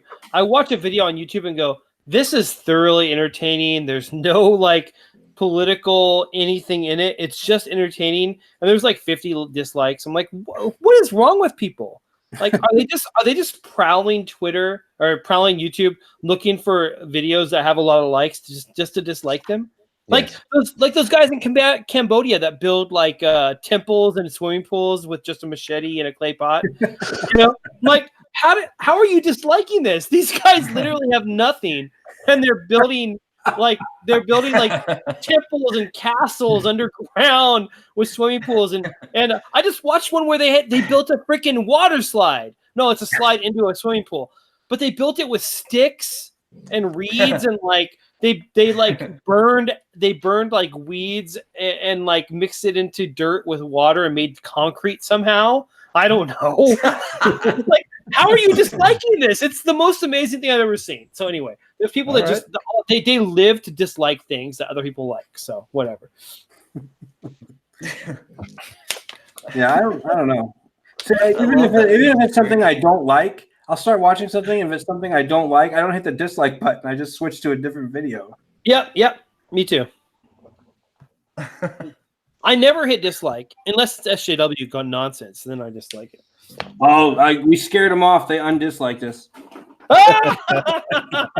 Woo! We scared, guy. That's awesome. Michael Beacon in the chat. Michael, He's got a Marvel-esque SJW character. She thinks she can take on a Doomsday-style character. She breaks her arm punching him. Her series would be a redemption arc. Well, that's good. That's how you start that. That's essentially the Riri Williams thing that I was just talking about. You break her down into nothing. You break her down, and then you build her back up. It's how I date. No, I'm just kidding. That's cool, man. That's cool. I thought of a story of a superhero who finds this belt that's kind of an ancient weapon of the gods, but because she knows, like, what she knows is tech and tech weapons, through her background and everything, and because this would take place in our era, obviously, the armor that comes up out of the belt and everything that comes, the weaponry that comes out of her is kind of modernized. So she's got like a mecha suit it's got a magical element with the belt, of course, but it's, it becomes mech and tech and great weaponry that she can kind of produce on the fly. So it was, and my idea was that I was going to break her back. I was going to literally break her. And then she was going to need this thing just to like walk, but so that she's constantly attached to it. And, it lets her walk again, but it also will become armor and let her, be a good old hero. Because I was trying to come up with a more, classic superhero, simple story. But, yeah. I had a character. Break them. Go ahead. Oh, I was just saying break them. That's it. Yeah. I had a character that I came up with that the whole idea was that he was so good at everything that all the other superheroes hated him because like he was every origin story. Like when he was a kid, he touches a meteor and it changes his DNA so that instead of like poisons and stuff would kill normal people or radiation would kill normal people, it would give him superpowers. So he would get bitten by, radioactive bugs or whatever. And then it's like everywhere he went in every story arc, there would be a stupid origin story that like, oh great, I got hit by lightning again. What's like, his God name? forbid I go anywhere near a nuclear plant. And like it got to the point like he'd join a super team and he'd be so good at he wouldn't be there'd be the one fast guy. He wouldn't be the fastest guy, but he would be the fastest and super strong and this and that. So it's like when they go to fight a bad guy, he would figure it out quick and beat the bad guy, and all the other superheroes like, come on. We want something to do. And the whole point, and finally at the end, no super team would have him. and he just quit because he's like, yeah, I've done it all. I know how to fight this guy. I know how to fight that guy, and all the bad guys wouldn't face him. What's his name? What did you call him? I called him Captain Everything. Captain Everything. And it was the whole. It basically it's now what One Punch Man is. One punch and the guy defeats the bad guy. This was years ago. They came up with this long before that.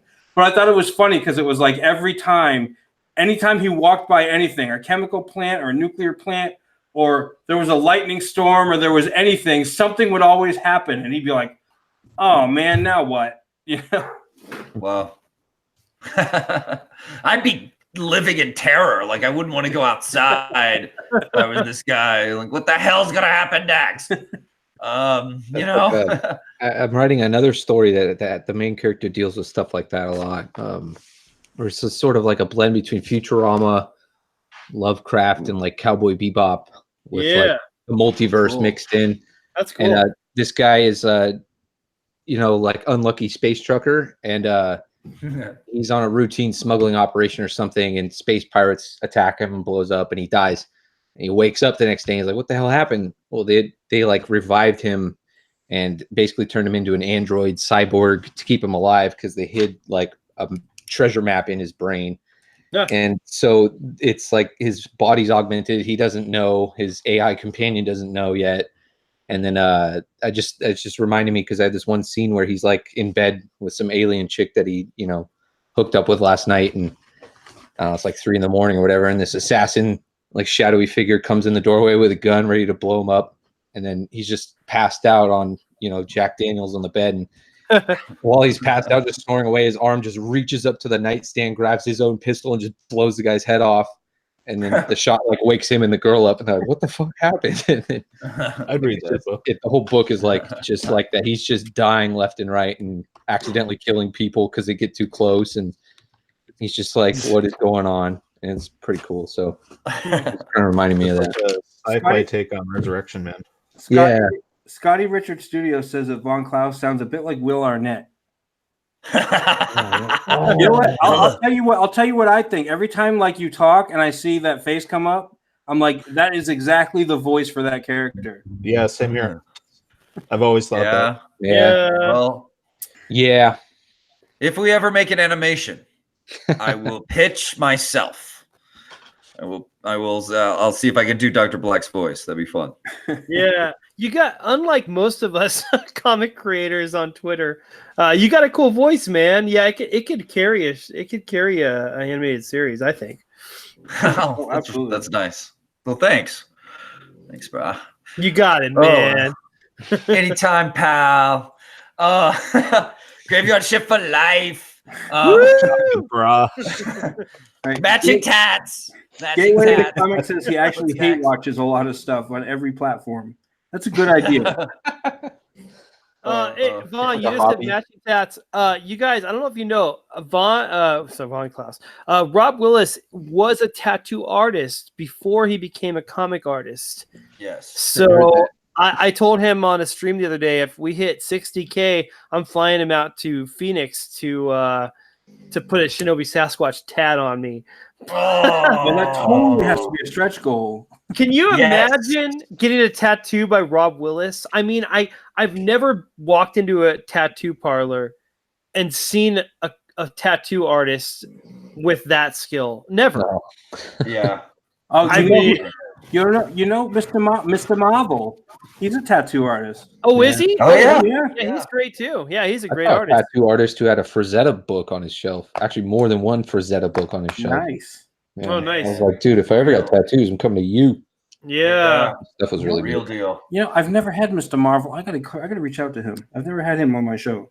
That dude is straight up cool. He's a great guy. And we're both from like the same area. He's from Boston. I'm from I'm actually from nearby there. Well, not right now. That's where I grew up nearby there. Let's see.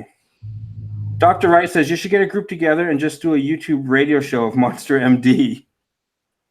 Oh, there you go. Like a radio drama. Like a live read. You know what? Yeah. They did that with some Comics Guys did that last year with they did a Christmas Carol. and they had John Malin do one of the voices, and they had Cecil do Scrooge, Oh, and they had that'd be so much fun. oh my god, it'd be cool to do like a monster. That was really fun. They had Doug do one of the voices, and he did a thing about dirty hands. It was hilarious. That is awesome. Those were good times. It'd be cool to do like a Halloween Monster MD reading. Oh yeah, absolutely. Sounds perfect. Yeah, dude. Write a little teleplay or whatever. Oh yeah.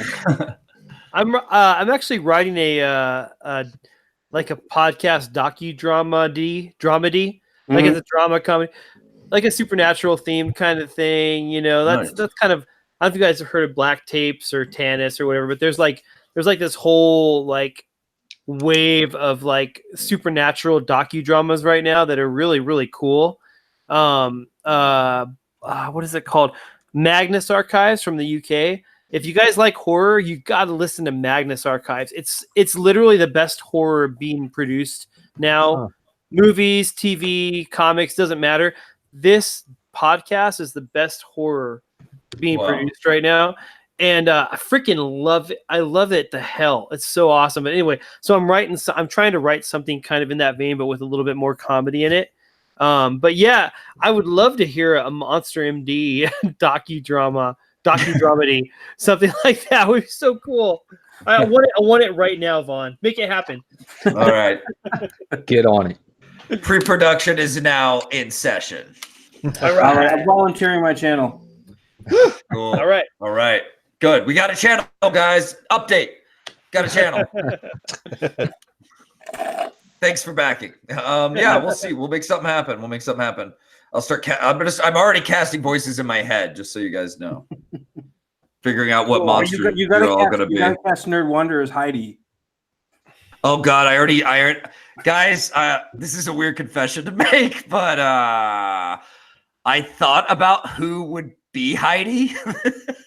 Like if we went to animation, and I thought Nerd Wonder would be perfect. So I'm like awesome. Way ahead of you. I've never heard her voice, I don't think. I've had her on a stream here, and I know she does streams every once in a while. They used to do Great what they called a harem stream, where they had her and who's the horse girl? God, I can't remember her name. But they used to have they had a bunch of different girls, and they do a stream every once in a while. Oh, okay. Be the all female stream. They call it the harem stream. I'm gonna go refill my drink. I'll be right back. What a harem. I'm going to empty my previous drink. I'll be right back. Well, guys, it's just us. Time for your old Uncle Vaughn to tell you some weird stories. So, man, so is this your first comic, Cody? Yes. Yeah. Yeah, that's awesome, man. Have you been just wanting to do this forever, or is this kind of a new passion, or? In terms of making it, it incepted in 2007, so it's been on my mind, and I've filled numerous of these things with it over the years. Yeah, so it's just been a world building process. I tried to kick it off the ground back in like 2015. Started with one artist, kind of fell through because his art it wasn't living up to the vision I had for the book. And then I had another artist, and communication was a huge issue. So I really put it on the back burner. And then like a year or two ago, I was just like, you know what, dude, I got to get this going because it's now or never. Like, this thing can't just sit on paper and in my mind forever. And I've literally been building it. It started out as dreams, and it started off where I was just writing like fan fiction, basically, to like Gojira songs with some king in some fantasy land killing dragons. And I was like, this should be something real. That's cool. So I got on it. Yeah, it's just this was my first major endeavor. Was it Comicsgate that inspired you to finally bite the bullet? Yeah, 100%. That's cool. Because I wasn't privy to the current turmoil, I guess you would say, in the beginning of Comicsgate and all that stuff. I had no idea what was going on because, like I said in the beginning, I'm not gonna lie and say I'm as much of a comics fan as any of you guys because I just, you know what I mean. It's just the way it is. I love comics, but I don't have like a huge collection. I'm not up to date with like no worries, and you know what I mean. So no I had no idea what was going on, and so obviously I'm a free thinker. I did my research, and I was inspired to say the least. And so that's cool. That's really cool. I actually never would have made Monster MD in its current incarnation if I hadn't been inspired by Comicsgate. I had a different version of Monster MD that's more indie that I had just up as a webcomic, just sitting there, and I was just looking at it as another thing that I made that wasn't going to go anywhere and was like nice to learn from, right? Yeah. And then all of a sudden, all this stuff happened, and I realized like I gotta get in on this. I gotta make this. I gotta be part of this group of artists who are just like, we're gonna do our own thing. And it was too exciting to not, join in. So I was inspired too, for sure. Yeah. I can see that. You've got a great passion for your book, and it's like it's nonstop. Like you don't slow down. And I appreciate that from creators. Same with Cal and Rob. Like Rob's very reserved, and like if you give him a compliment, it seems like he doesn't know how to act because he doesn't realize how good he is at drawing. Yeah, but he's still humble as hell. He's not like, oh yeah, thanks, whatever. He's like, dude, I don't even know how to express my thanks. I'm just gonna use an emoji, and I love that about him. He's awesome. Cal, I could tell you guys, like I have a lot of private DM stuff that you guys don't ever see with him. He really is that humble. He does not understand how good he is. He'll get a page done and be like, dude, I mean, this thing and that thing, I'll fix that later. And I'm like, dude, it's literally perfect. You can't improve upon it. Does that mean I can get him at a cheap rate if I need him later? No, his rate is still high. Here's the thing about Rob. He knows what class he's in, but he doesn't think he's the best in that class, but he is the best in that class. He's the best in any class. There's no doubt that guy's awesome. He's gonna be big. Yeah. I don't know what's gonna happen ultimately with this kind of new quote unquote new indie movement that's happened in these last couple of years. But he at his level, he's gonna be huge. Absolutely. I think and this is not a bust on him. If he could draw faster, oh my god. He'd be, if he could do like 5 books a year, he'd be set. Yeah. But he at his rate now, he can't do that many books a year. Even Ethan's slow. I mean, yeah. What's his rate, if you don't mind me asking? Okay. Well, I'm paying him. Oh wait, I'm sorry. I take that back. I don't want to know. I don't want to know his page rate. I want to know how fast he churns out a page because his art blows my mind. So I'll break it down as best I can. So let's just say his page rate is X, and my goal is to get to make enough money that I can pay him Y, which is double X, which is what he deserves. Okay, so that's what I plan to do. But it really does. I mean, it's going to depend a lot on him doing the pages at a certain rate, like a certain speed. I think if he does, like if he just spends a full day on a page, he could probably get a couple pages done a week. But the dude has 5 kids, and his wife is working like a full-time job, I think, right now, and he's home with the kids. So he's like drawing whatever he can, but it's not as much as you'd hope he could draw. Yeah. But I did just disperse a little over half of his initial page rate. Nice. And I will say this, based on $28,000, which is where we're at now, a little over 28.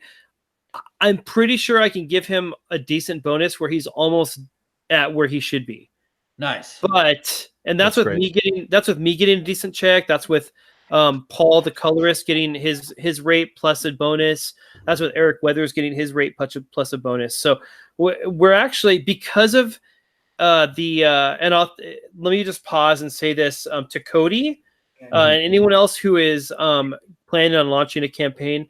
If you can do original art tier, like it doesn't have to be $300 a page like Rob or $1,000 for the cover, but if you can do 100, 150 a page or something like that, if you can do original art, is huge. I mean, it has made the difference absolutely in our campaign. We've sold, I think, 9 or 10 original pages at $300 a page, plus the cover at $1,000. Plus, I think we did like 8 or 9 drawn-in tiers at 100 to 150 a page. That stuff, I mean, that's gravy because, if you're charging 20 or $25 for a book, then that a $300 page, or even if you just did $100 times, $25, that's 4 books instead of selling 4 books, you sell 1 book, and then you have to mail a page. So, it really, really, really helps you to hit that goal and to actually be able to make some money on top of it. So, with Rob, that's what we're doing. We're making all that extra money on paid, like original art. And I've completely lost where I was going. You should be taking notes. That's because of this cactus thing here. It's mostly vodka. So. That really helped with Samurai when we launched the second campaign. Sergio sent over 6 original pages, and we sold those at like 160 each plus a copy of the book. And within like 3 days, like 4 of the 6 pages were sold. Yeah, I don't think I can do that because I'm all digital. Okay, so what you can do is you can ask. I'm not sure. I can't remember who you said your artist was. Mm-hmm. Ask him, say, hey, do 1 or 2 pages or a couple of pages. I don't know how he works. Ask him if he can. Can you do a couple of pages not digital? Oh yeah. And then those will be rarer pages. Exactly. You might be able to get a little bit more money for them. Like what Malin does. Ask him for 10. Say, can you do 10? How many pages is the book? 60. So maybe like say 8. I don't know, 5 to 8 pages. Traditional, because we sold, I think, like I said, 9 or 10 pages.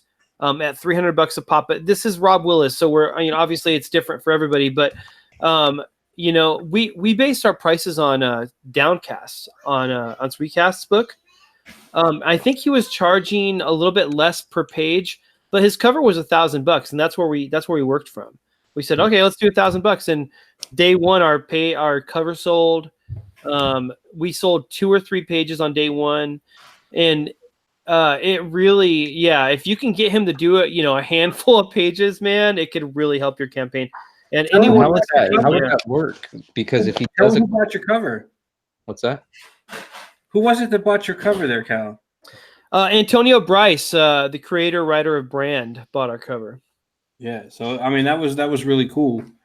All around. Man, you can't even imagine how freaking awesome I felt when.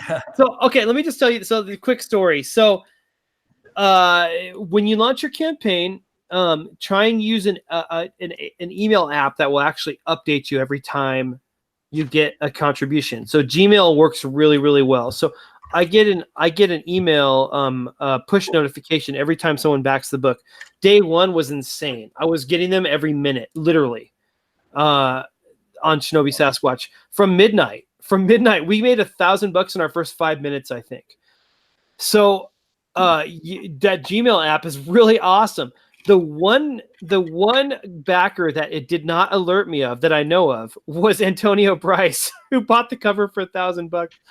Rob DM'd me and was like, hey, I think we just sold our cover. And I had like 5 minutes previous, I had just refreshed the page on Indiegogo. And I was looking at the tens and the hundreds numbers, wasn't looking at the thousands. And I didn't even notice. And I did not get an email. And Rob DM'd me. He's like, I think we just sold the page, the cover. So I went and looked. I'm like, holy crap, we sold the cover, and they did not email me. But yeah, man, it's what a cool feeling. And to sell it to, it would have been awesome if anyone bought it, but to sell it to someone who is, like, I think Kanan White, Antonio's artist, is is like right It's up there with amazing. Rob, man. Like if you held a gun to my head and said name the top 2 artists in indie comics right now, I would say Rob Willis and Kanan White. Period. They're better than Ethan Van Sciver. They're better than Mike Miller. They're the best. Period. In my opinion. Okay. So to have the writer of the book with this, one of the top 2 artists in my opinion by the cover was friggin' awesome. Oh my gosh. So anyway, the whole point of this is I'm just encouraging you, try to get your artists to do some a handful, maybe 5, 6, as many as he can, traditional pages. If you have to send him a pad of 11 by 17 Bristol board, do that. How would that work? Because he's got, you mean like redo the page as traditional? No, whatever pages he hasn't done, or if he's just done thumbnails or whatever, say, hey, look, and let him know what's going on. Say, hey, that look different from the rest of the book? We want to sell him as tiers for the book. How many pages are done? 5. He's working on 5. Okay, perfect. Yeah, just any future pages. Just say the most badass pages that you see in the script so far. Earmark those, like 5 of those maybe. I don't want to overwhelm him because I know he's in another country and stuff, shipping and all that stuff. But earmark a handful of pages for traditional, and if you can afford it, send him a Bristol board pad, 11 by 17, some Micron pens, whatever he needs. Because those pages will pay back in dividends, I promise. Right, but my question is, how would that work? Because if those are the actual pages of the book, they'll look different from the digital, won't they? Well, you scan them. I don't think once they're color. Yeah, once he inks them, if you scan them, or he can scan the pencils and then ink over them on the computer. Yep. Yeah, absolutely. To make them look right. Oh yeah, duh. Oh yeah, okay. He will, to sell them. He'll need to probably ink them, or at least there's a spray you can get that will preserve the pencils. Right. Either way, whether he inks them or whether he sprays them with whatever that preservant is, either way, to sell the pages, they're going to need to be like so that someone touches them, it's not going to mess it up. But yeah, you can still do that, definitely. And I highly recommend it. Clint from Sweetcast, if you're listening, buddy, no offense, but the art in that book isn't like, it doesn't kill me, like it doesn't slay me. It's not. It's good. It's good for what the book is. But he sold a bunch of pages, and he sold his cover for $1,000. Wisdom Comes looks awesome, man. I think you can sell some original art for real. Yeah, now you've said that, I like at least 5 pages are sticking out to me in the chapter that be like, wow, that would be a really cool pin up or something like that. So I think it's a great idea. I never thought about it. I just had dismissed it. I see people getting great success from it, but I was like, we're digital, can't do it. But that's what I don't know. I mean, I don't know how many of that sells, but people really like that. People really like that. I said, I got a penciled page from Doug, an original, penciled before it was finished, and one of my favorite pieces. I love it. I paid extra for that for when I did Back Bigfoot Bill. So it's one of those things, for me, anyways. It's one of the things I love seeing that, because I can take that penciled picture, which he even had the note card script on the back for that particular page, and I can look at the comic book. I can look at the comic book and take that out and be like, and I'm gonna get that framed eventually. Take it out and look at it and say, this is what he actually drew with his own hand, and this is what came out on the printed page. Yeah, it's something. It's like an extra connection to have to the art, to the book. Hey, Vaughn, is your artist doing everything digital? Sure is. Okay, so what a pity. Let's pause. Let's pause here and look at Monster MD, because he's over 20,000 right now, with less than a week, a little bit less than a week to go, with no original art tiers. So my point is, Vaughn is poised to do about the same as a Shinobi Sasquatch, maybe better, without any original art tiers. So you don't have to have that. But if your concept is as awesome as Monster MD, then you're good to go. Hey, Sweens, hint. Yeah, Sween's works. I think all digital. Yeah, he works all digital. Just I'm going to acknowledge the chat for a minute. Let's see. New to the chat, we got Chris Evans, who's been really supportive of Oddity. Chris. We really Good- appreciate good it. guy. Really enthusiastic. Good dude. Yeah. Hey, Chris. Let's see. Dr. Wright. Let's see. That's because many of the people in his. All right. Joe Frago. That's what I mean. He's humble about his abilities. He's talking about Alejandra Mirabal, who's doing Long Harbor. Oh my god, Freaking awesome looking. I haven't backed it yet. I might get into that one. That one. Oh, I don't want to risk missing that one. That one looks really good.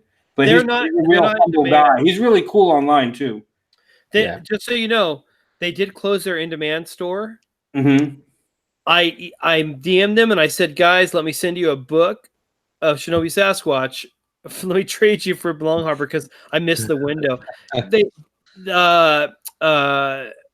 They said they'll probably reopen the store at some point. So Yeah, I think he had mentioned he Hang was thinking about reopening the in-demand store. yeah, because I will literally punch myself in the face, literally, if I can't get that book because it looks so freaking awesome. Yeah. Let's see.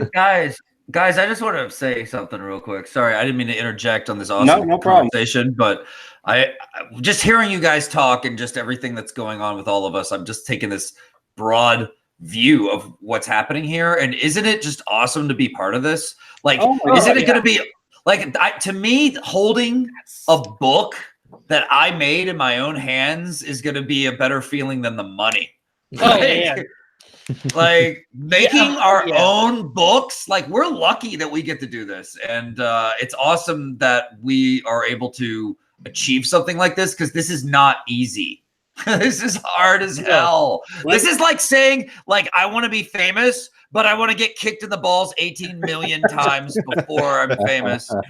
Like that's what being in comics is like. I want Yeah. And even when you're famous, I don't think people will even recognize you either. So I guess maybe we like that part so we could stay anonymous, which is good.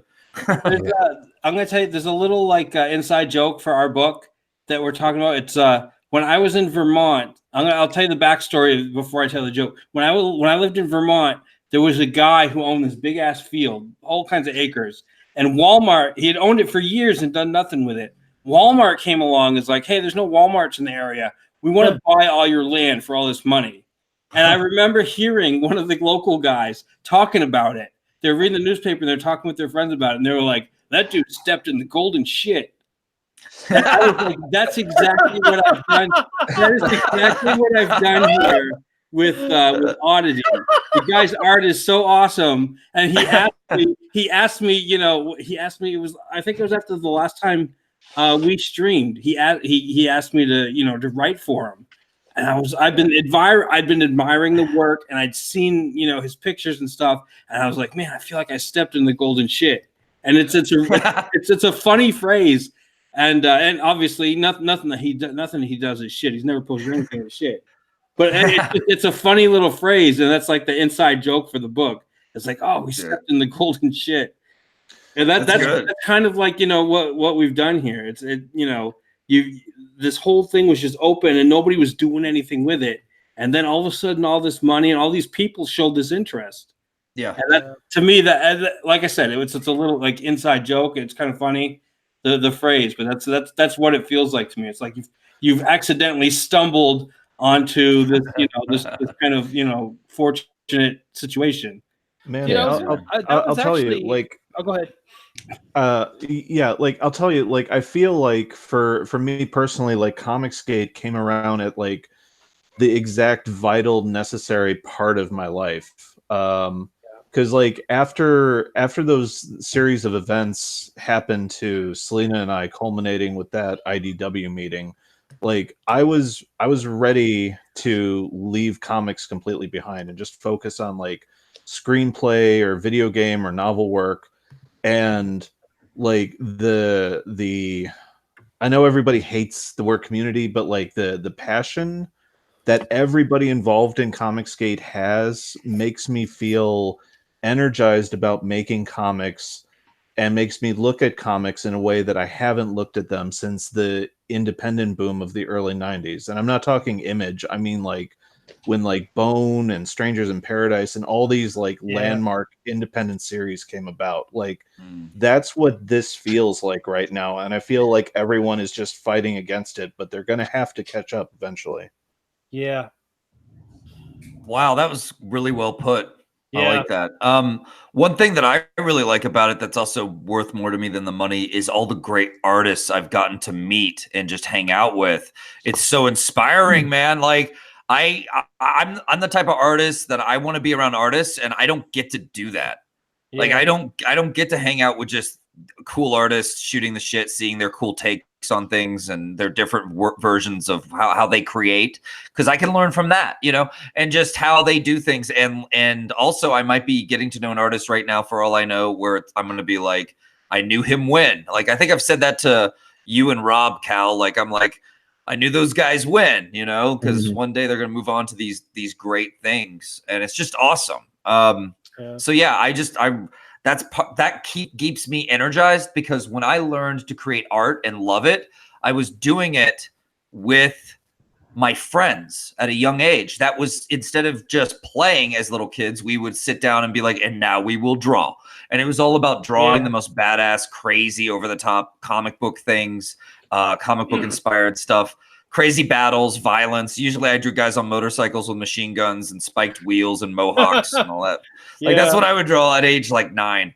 And like, and you get a rush from it, and then you grow up, and it's one of those classic like kid things that you kind of like have to leave behind. But then you find out in comics, and with a great group of people we have here, you can do that again. It's pretty awesome. Yeah. It really Hey, is. you know, let me just throw out like a teensy bit of positivity here. I know it's really popular in Comicsgate to kind of talk about the demise of the mainstream comics industry. Vaughn, I really truly think it's like in the near future we'll be writing for one of the big two when they realize. Well, because I'll just tell you what sparked this for me.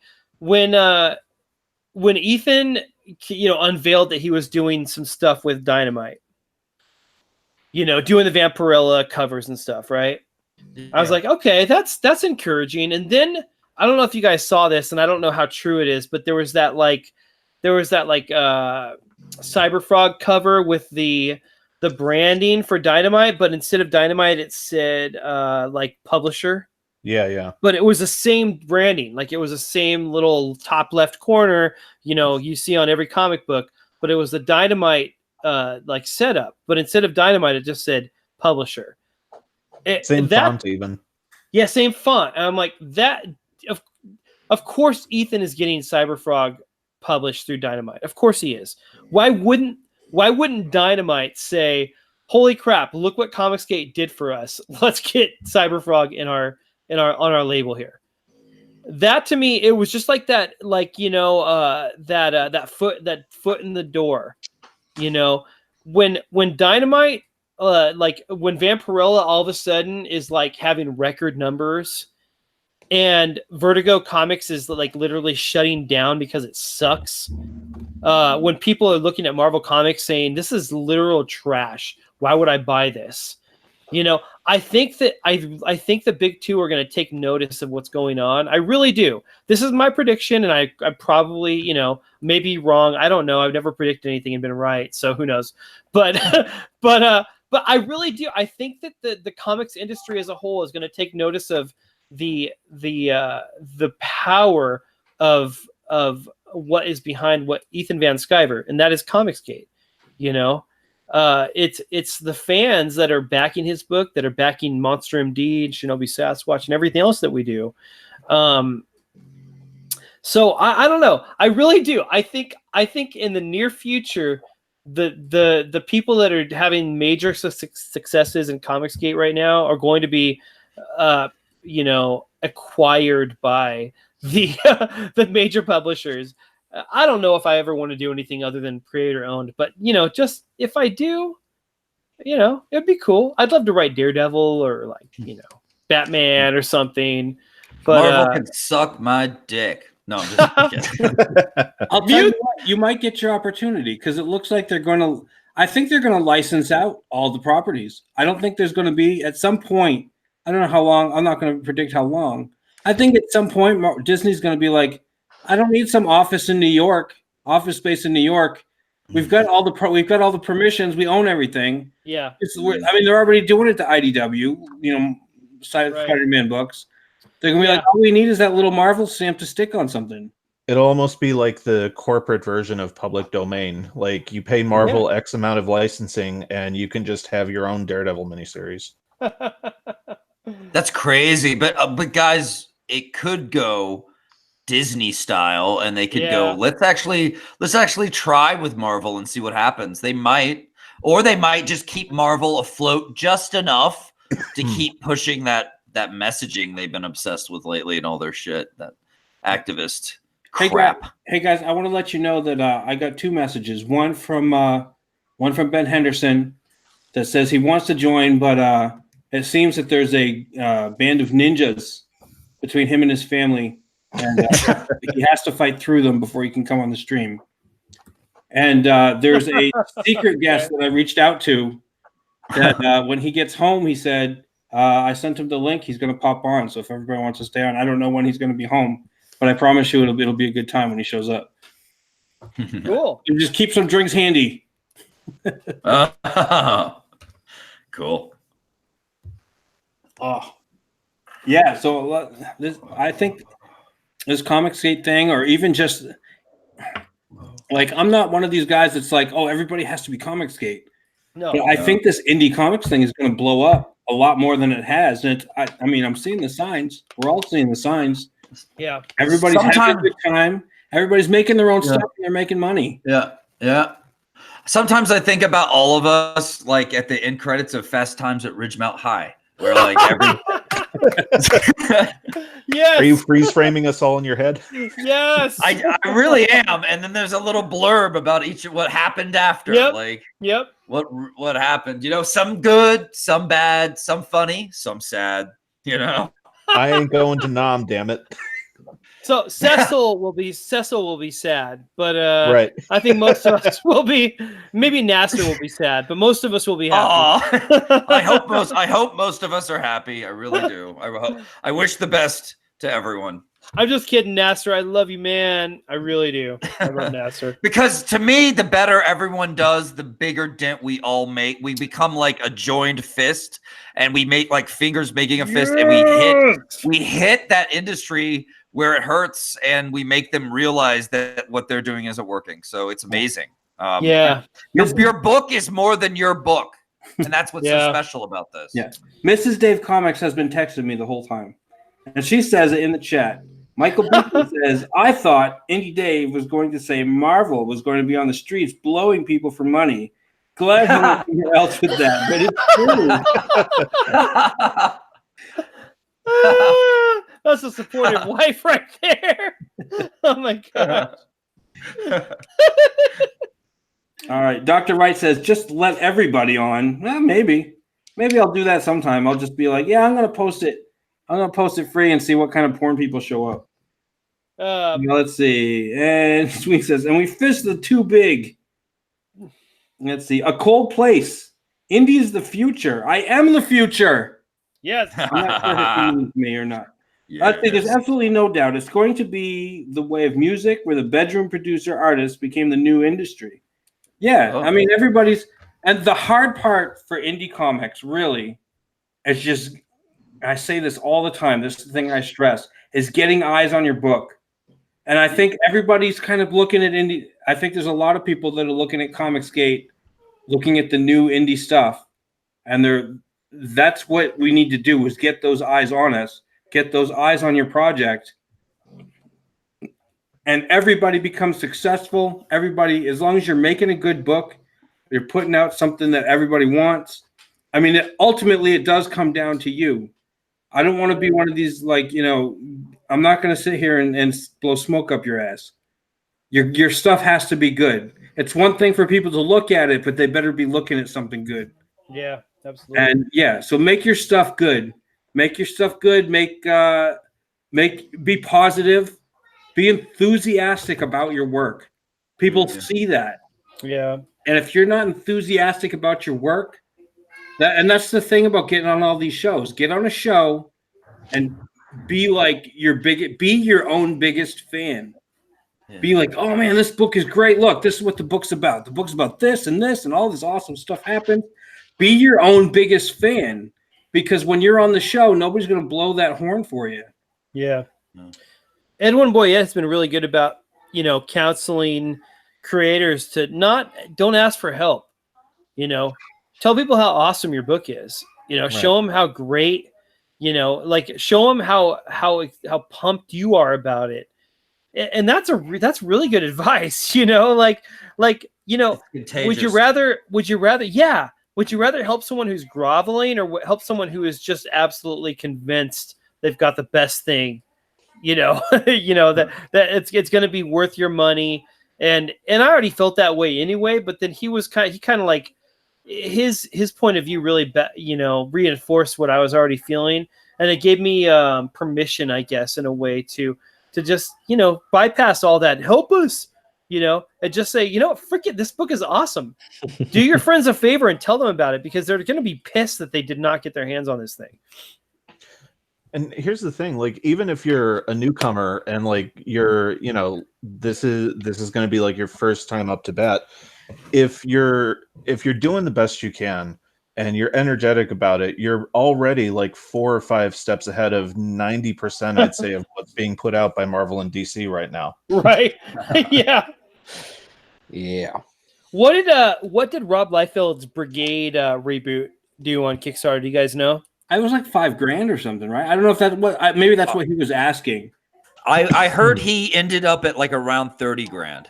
Okay, That's so Vaughn, 25, you and I, 25, 30 grand. Yeah. Vaughn, you and I are going to easily hit that and go past it. Yeah.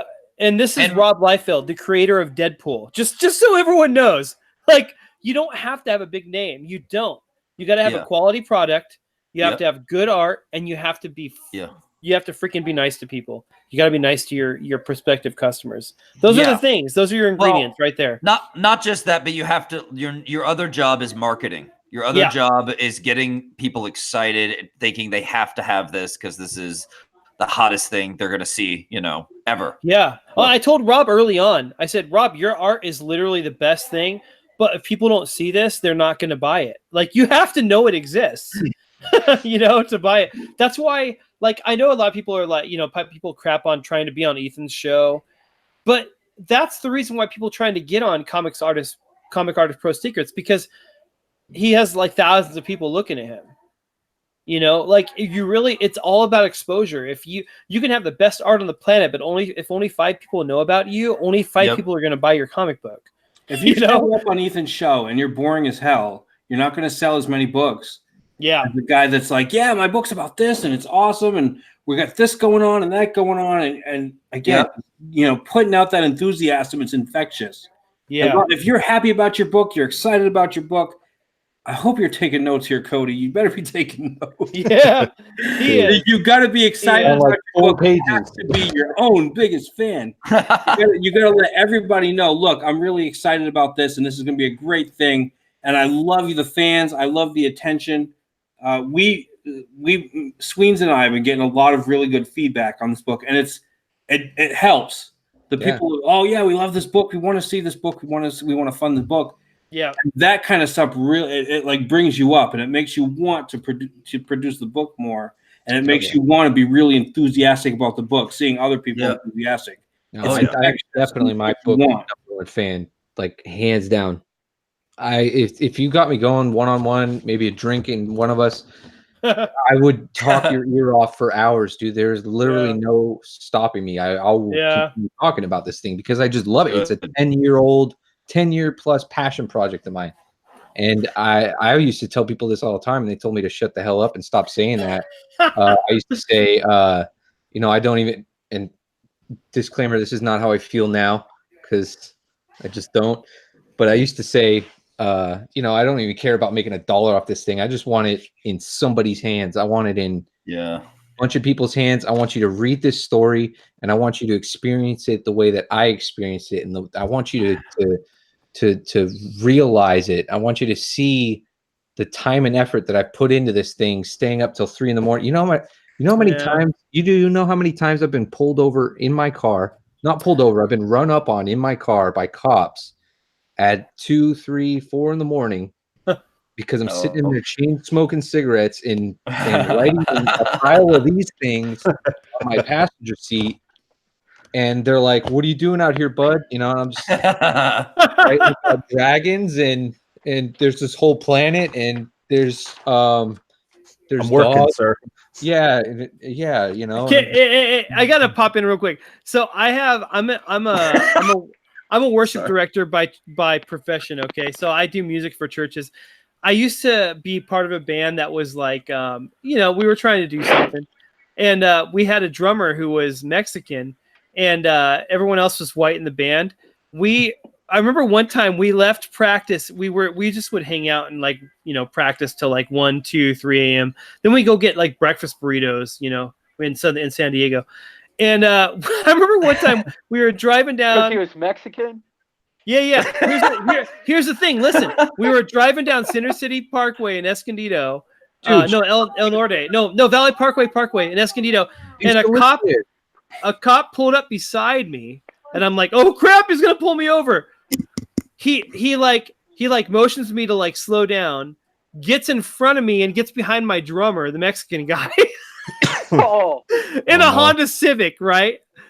And pulls him over, and I'm like, "You gotta be kidding me, man!" Like, I don't have any registration right now. I think my insurance is lapsed. You're pulling over my poor drummer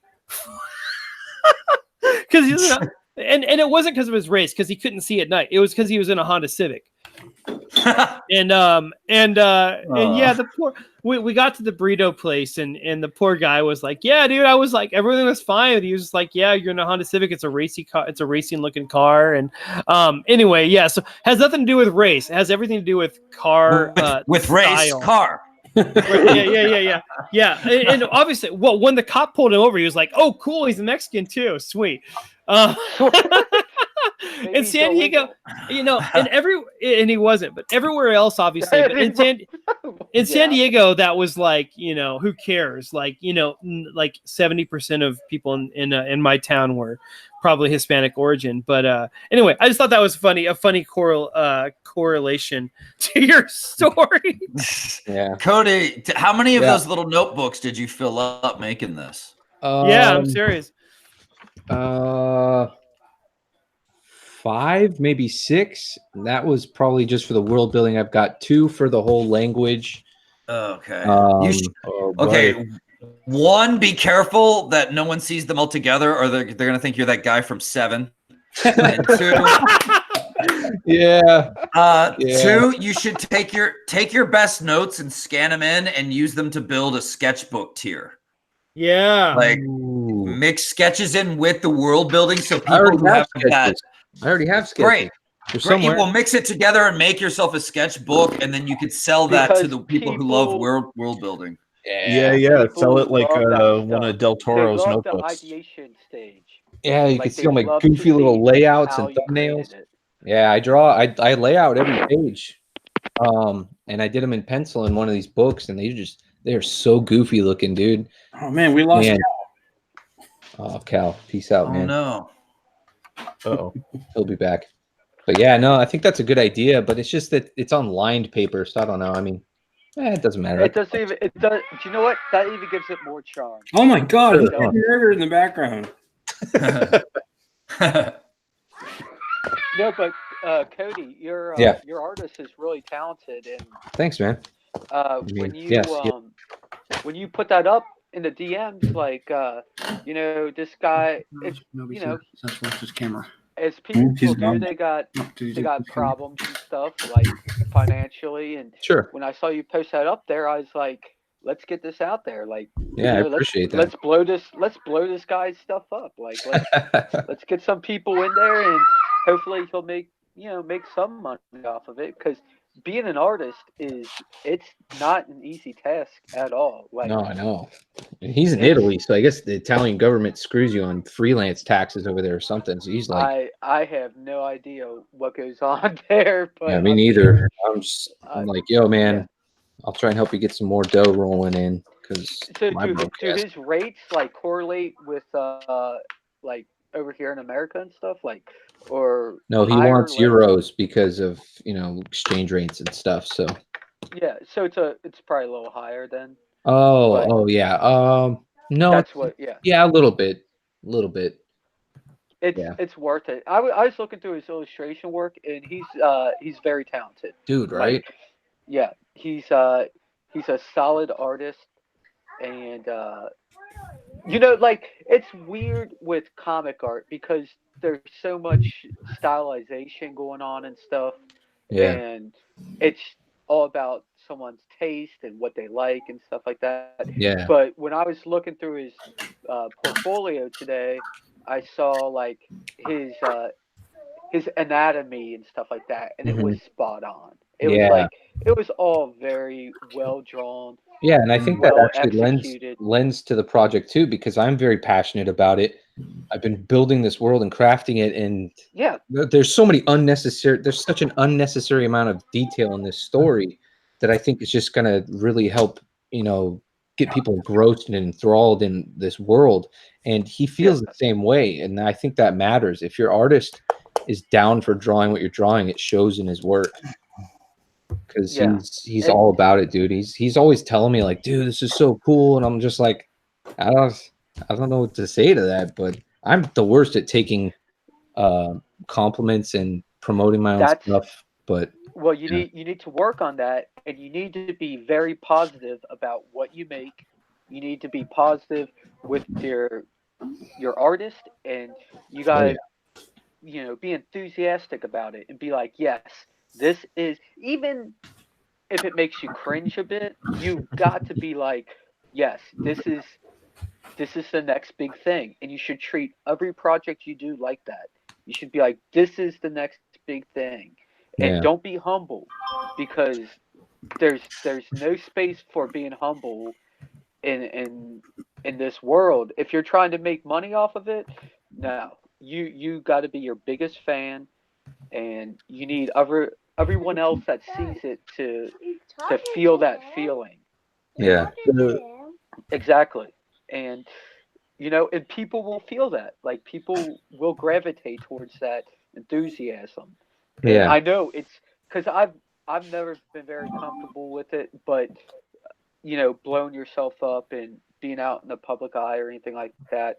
But when it comes to something like this, and you want to make money, and you want to make an awesome prod, uh, you know, so, something that other people are going to love, then you gotta throw that humility to the side while you're promoting. But when people, give you praises, you go in there and you thank them for that, and yeah, then you do definitely, your thing. yeah. Yeah, I mean, it's all stuff that I'm sure you already know or you've heard and stuff like that. But No, yeah, but I appreciate the you know, reiteration. It's common yeah, sense for a mature adult these days, yeah, Yeah. and Let me tell you about some positive customer interaction. Nasser gave a little criticism to audit to Sweens today, yeah, and he handled it like a freaking pro. He was like, "Hey, this is what's going on, but hey, thanks. I really appreciate constructive criticism. yeah. Yeah, Now he It said, doesn't shove it matter up your ass. it doesn't matter if the guy that's criticizing you knows what's going on. You just need to say, "Hey, man, thanks. I appreciate that you're looking at my book, and I Exactly, appreciate that you're trying to help out." definitely. I'm a big believer in exactly, constructive criticism. I think and it's like a plague when you have these people out there and they're like, "Hey, will you take a look at this?" And then their buddy says, "Oh yeah, it's great, 100%, everything's fine, it's like, amazing, it's so good, man. You should be if you doing this or said, that. You should work for this or that." It's like, dude, are you that person's real friend, or is yeah, that don't really how you send, feel? Because you're lying to them if you can't find one thing wrong with their work, and yeah, that's don't bad. send your stuff to your family, because your No, family will always be like, or your close friends. They'll be like, "This is the most amazing thing I've ever seen," yeah, and then Yeah, you're of like, course. yeah. It's called and having then being and then you surrounded by you yes take men. that, yes, and you don't want that. You want people to criticize. And Nasser did have a good criticism on the page that I had. He didn't know what the page before led into, and I explained it to him, and he was like, "Oh, okay." And then he then went on to say that, these two panels feel kind of out of place, and that it was good criticism. Like, it was constructive criticism, and I appreciate that. And I'm taking that, I did it all digitally, so I can always remove things and switch things about and stuff and all that. And but then the next page will go into what he was talking about. So it's kind of like looking at a small scene of a movie and someone being like, "Oh, that doesn't work out." But then when you see the movie together, you're like, "Okay, it makes a little more sense." And yeah, and it's good to hear from people. It's good. I want people that are following me and looking at my art and stuff. I want them to sit there and say, maybe this would be cooler, or maybe that would be cooler, and I'll take that to heart. And if it if someone says something and it's like it hits me, and I'm like, oh God, like that's right, like he's completely right, then you know what? I'm going to do it. And that was just free help right there. And your audience is so smart, and you got to trust them. But one of my favorite things is when I can get honest feedback from my fellow artists that I look up to, because and I love it when they want it from me. Me and Carlo Rowe do a lot of like back and forths. What do you think of this? Is this garbage, or is this awesome?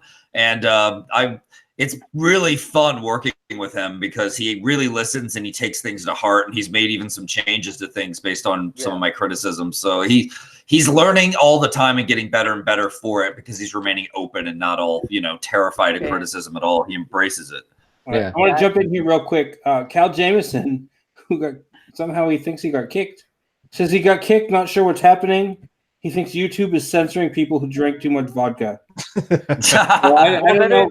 Try the link I sent you before. It should still work. I don't know what the deal is. I don't know why you get dropped. Also, we got Edwin the Ace Acevedo has been in the chat for a while, and I haven't acknowledged him. He's a good guy, and I'm glad I'm glad he showed up. And he's giving a pillar. He's a pillar of Comicsgate. Like he really is. Comicsgate through and through, and he is. You know what? He's not a right-wing white guy either. So you got, and that's the funniest thing about this whole. I know we all hate the word, but community. The funniest thing is like I found more people, like more minorities and stuff that are into this than I've ever found on any other basically like a forum or anything. Like I have so many people that follow me that are Mexican Americans and stuff like that, and they give me these great just praises and stuff, and I'm like, I love it. Like I'm gonna need all you people to stop that, or he's gonna get too big a head, and then he's gonna get lazy. So you need to stop praising him so much. I won't get lazy. I've been at this for years and years and years now, and this is a passion of mine. Like money's a good motivator and stuff, but like I've got a real job during the day and stuff, and I can provide for my family. It's not about money. It's about creating something that's always been passionate for me. Like I've always been passionate about comic art. I've always gravitated towards it. Like when I was a little kid, my dad would yell at me. He's like, "Why are you drawing X-Men with plus teeth?" Like he would always make fun of the plus. Like it looked like a plus sign in their teeth on the TV show, like 11 o'clock Saturday mornings. And he'd always make fun of it. Like this is like a soap opera. It is. It was. I watched it. I go back and watch it. I'm like, I cringe. I'm like, oh, that's awful. Like, so that is really, the dialogue is god awful. But, at the same time, that stuff motivated me, and I can never, I want to repay this passion that I've had since I was a child, and I want, and then I see these assholes, these I got my son sitting on my lap, so I gotta give him the earmuffs. These assholes ruined it, and like by putting in their social ideals on everything, and it's like no one like we want a break from all that stuff. Yeah. It's like it's It's just, so just interesting that aggravating. we like they pissed off enough people for this for people Yeah, these exactly. artists to want we don't just want to it's not just about the money we're making. We rose up to create things. We were so pissed. Yeah. You got to be pretty pissed off to dedicate yourself to working on a comic book for like years and years. Like it takes a long time. This is a labor of love. This is very hard to do, and people pissed us off that much that we were all like, well, we're going to make our own comics. Like that's that's historical. Whether or not they write it in the history books is beside the point. That's historical in terms of comics. I think that this many people would be this pissed off to make this many millions of dollars making their own books is pretty interesting. Right, and they see that, and then they try to make the argument reductive to the point of it's just, well, you hate X gender or Y. It's like, no, it's not about that. Like your boy Zach said, like it's a discussion of nuance, and they hate dealing with nuance. Right, they can't label things to their liking with nuance. It reveals the truth. No, they can't. They cannot at all. But we got Edwin up in here. Oh my God, we got Edwin right now. Hey, oh Edwin. my gosh, what an honor! It's like the aloha. sage of Edwin. I love his voice. How is everyone doing today? Good. We're having an awesome chat about independent comics and positivity and enthusiasm. Yes, making great comics that everybody wants to read. Feeling fine. Yeah, it's just a bunch of regular guys that want to make comics good again. You know, That's the good stuff. It is the good stuff. How are you, Edwin? I'm doing good. I can't stay too long. I'm actually writing myself. I need to finish the next draft of Blood in the Jungle so I can start cracking the whip on Matthew Weldon. Cool. Exactly. I mean, without spoilers, tell us what you're doing right now, because it's exciting stuff. All right, so Blood in the Jungle is a crossover comic book featuring the characters of Ben Henderson's Ravage from Cautionary Comics. And so that means the Protectori, who are those crazy Amazon women. That means the Slazarson, the lizard men. That means his two, because Ravage is kind of like a buddy cop film set in the jungle. These two characters, Manny and Randy. And then I'm pulling in from Mike's Blacklist universe, Mike Miller's Blacklist universe. Of course, I'm pulling in the flagship character, Lone Star. We're going to see him early in his career in World War II. And I'm pulling in some of his other characters, Brando. I'm creating a new unknown soldier who's going to be born out of the tragedy of Pearl Harbor. And then I get to write the origin story of one of his unknown soldiers, a guy called Pastor. And then so I'm gonna take you from Pearl Harbor. I'm gonna take you from the madness at Pearl Harbor, take you to Nazi Germany, as Americans are charging in, and then we're gonna send it all up with a big boom right in the jungles of Vietnam, and hence Blood in the Jungle. Awesome. Cool. It's your man. first time you've written comics, or Yes. how's it feeling? How you liking it? Fine. What I do is when I get to a sticking point, or if I'm not sure about something, I go consult people who are better than me. Right. Well, that's always the That's best good. idea. So when I pick up my pen and then I go to people, I try and set my ego to the side, and in that way, if somebody says, "Well, it would be better like this," fantastic, We're just talking about that. Yeah, the ego's it's a tricky characteristic of us all, and it'll lead you on weird paths. And it's always good to put it to the side and listen to what other people have to say, and take that to heart, and put it into your writing. And Yeah, it's really awesome to hear that. absolutely. Because you want something that's gonna like when somebody sits down and reads it, you want to peel their dome back. You want to give them some entertainment. You don't want them. You don't want something blasé, and it doesn't matter. It doesn't matter how you get there, and you shouldn't let your own stuff be a barrier to getting to that destination. Yeah. Yeah, that's So freaking when you started writing this, did you have the ending in mind and then work back, or are you just kind of free flowing? I thought about the themes I wanted to tell. I thought about the themes I wanted to tell and things I wanted to hit on. And so I kind of view it as like building out the tapestry. Because one of the things in indie comics, sometimes all this stuff can feel like islands. And so I love people who are building out longer stories like Monster MD. I love people who are doing stuff like sequels or building upon a theme, or like the crossover. The crossover when Mike announced he was doing that Monster Hunt crossover, that kind of marinated in my mind for a couple of days, and I'm like, let's do this now. Let's do this now. Let's make it bigger and build more of this thread of connectivity, so that people, because that's something that maybe people miss a little bit from their decoupling from like Marvel or DC. They miss this broader framework. Yeah. Exactly. No. And everyone here that I'm speaking to, we're all talking, and like it is nothing but positive like interactions right now.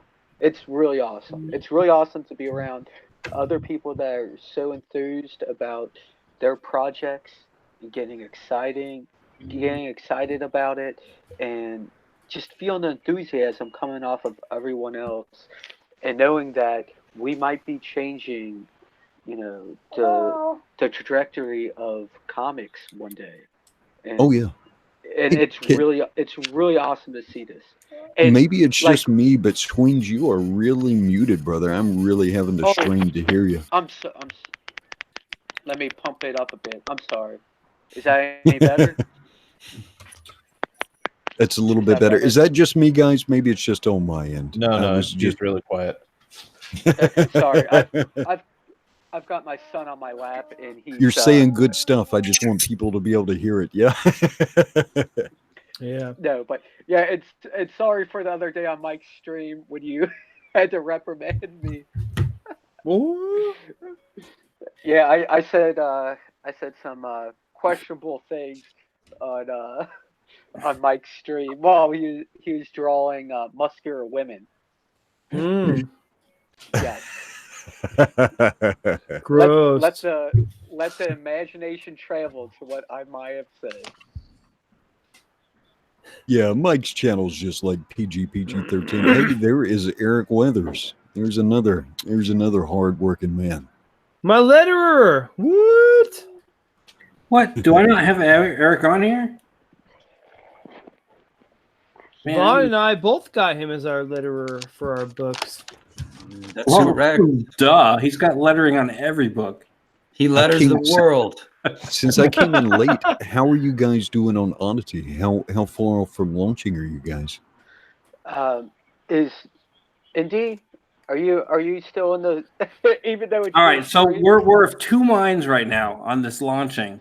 If we can get enough people where I think we have enough people to back it in roughly September, I'd be willing to launch it. But I want to make sure I see the numbers there. Otherwise, we're looking good for. I think Sweens is good for the end of the year as far as finishing the book. I don't want to launch it during the holiday season. So probably if he's done, we'll build an audience for the end of the year, see what's going on, and then launch the book in the spring when, the season is better for people to purchase the book. I like the idea of having the book done, but I also like the idea of having enough people who are looking at the book. Yeah. What's your goal? the What's your goal? back it. What's your goal? What's your goal for Odyssey? Like money wise, or like Yeah, money wise. money wise, I want to be able to pay Dave a good amount of money that he spent away from his family. I've I've done all the other work. Like I've done all the drawing, the coloring, and all that. It's and I've got a real 9 to 5 job. I This is something that I do as a hobby, that I do as a passion project, and I mean, but I want to pay Dave well, Well, and toss out an optimistic number. I'll tell you what, 25. we've Yeah, got do you to guys have like a we've got a page rate and then a percentage over a certain amount. If you make Right. over a certain amount of profit after all the stuff is paid, printing my page rate and whatever else is printing and God, I'm drunk, so shipping?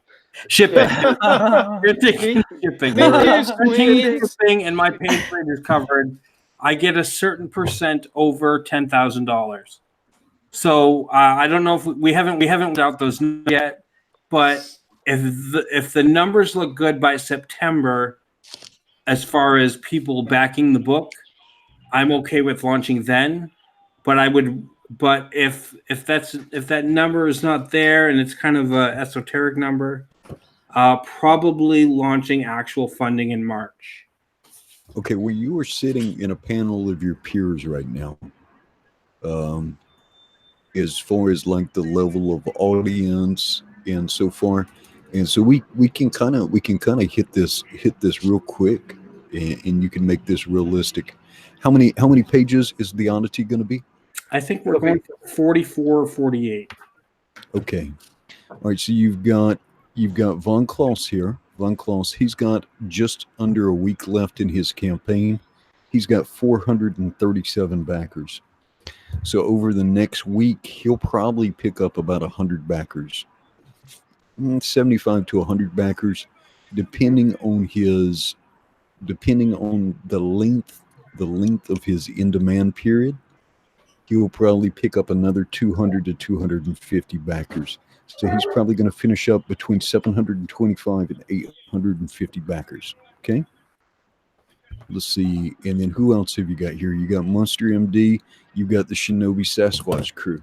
I'm just looking at their Indiegogo pages real quick because this kind of gives you a realm of achievability. All right. So they're in the demand phase right now. They finished their campaign with 517 backers. They're now at 581. I forget how long Shinobi's been in demand. How long? If like a month now? since May, I believe. Well, we ended last day of May was our last day, so yeah, we've been almost a month now. Almost a month. 3 weeks, right? 3 weeks. Yeah.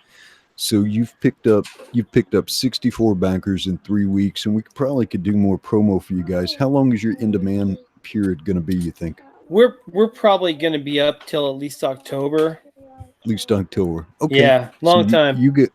You guys will probably pick up another 200 and 250 backers, maybe more if you do some real fun promo, right? So that puts you in and up somewhere between 750 and 800 backers. This is kind of reality. Who else we got on the panel? Let's see. We got Samurai and Dinosaurs. I would say my target number in my head is 500. 500 backers to me would make it worth it to drop the Indiegogo. Yeah. Right. Are you guys going to sell some original art? This is what we'll do. As tiers, or since I do most of the work digitally, I can also print those out in blue line and ink those. Am I loud enough, or? Yeah, that's smart. Okay. No, I'll print out a specific amount out in blue line and ink them for original art, and I'll put those out, and so those will go into the book. Those will be the original things. And that's my, I'm kind of looking at what the demand is. If people want it, then yeah, I'm going to print them out and I'm going to ink them up, and and then we've got the original art right there. I do most of my work digitally because I'm a father. I have a full-time job, and I draw everything on the fly for the most part. Like let me put this out real quick, and I want this is like a pity. No, it's not a pity thing, but we're joking. We're working on hobby time. I've got a full-time job. I've got kids I got to take care of in my family, and just like Sweens, he's got the same thing. He's got a full-time job during the day, and he's doing this basically on hobby time, and he's working hard. Like, he goes to work, he does his family thing, and then at night he's drawing comics and he's doing his thing. So that, as far as time-wise, that's another thing I'm looking for. I want to make sure it's realistic. I want to make sure people understand that they're going to get their comic, but it's not going to be right now. Also, at the same time, like, we're about 20 pages deep, like fully colored everything. Like, it's not like we're launching it and we're like taking your money and we're like, we might hit this date. It's like the book's about halfway finished. I mean, me and Dave and I, we're going back and we're fixing some of the pages. We're going to put in different panels and stuff like that. When I first started this book, I wanted to make a book. I had a writer wasn't quite on board with me with things, and so I just basically storyboarded a book off of an idea I had. And when I met up with Dave and we started talking and we started bouncing ideas around, and he was like, maybe we should go back and do this with that page and this with that page. I was like, exactly, like, let's do it. Like, I'm not here to have a giant ego and sit there and say, oh well, no, this is the book, like, this is what's going to be. I want to make an awesome book for people, and I want something that people get and they're happy with, and that in 5 years from now I look back at and I don't cringe and look at it and be like, I can't believe I took people's money for this book. Like, still, you're going to grow. One thing I would suggest to you, look at some of the stuff that Rise Again has done, because his marketing is fun. It's his marketing. So sales pitches should be entertaining to people. So even if you're trying to, you're creating an advertisement for somebody, make it fun for them. Entertain them with your entertaining pitch. Another thing I'd say about the oddity, I get that, I don't know what the story's about. You might want to start dropping more little snippets of story in along with the picture. I know it's a frog boy in the swamp and some stuff is happening. I just don't know what that stuff is.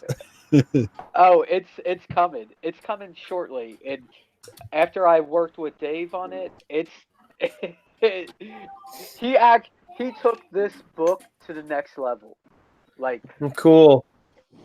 When I sent him all these pages, and he's like, "What's the story?" And I said, "Do you know what? I'm not even going to tell you the story. I want you to look at it." I said, "I want you to look at it. Let's play a game."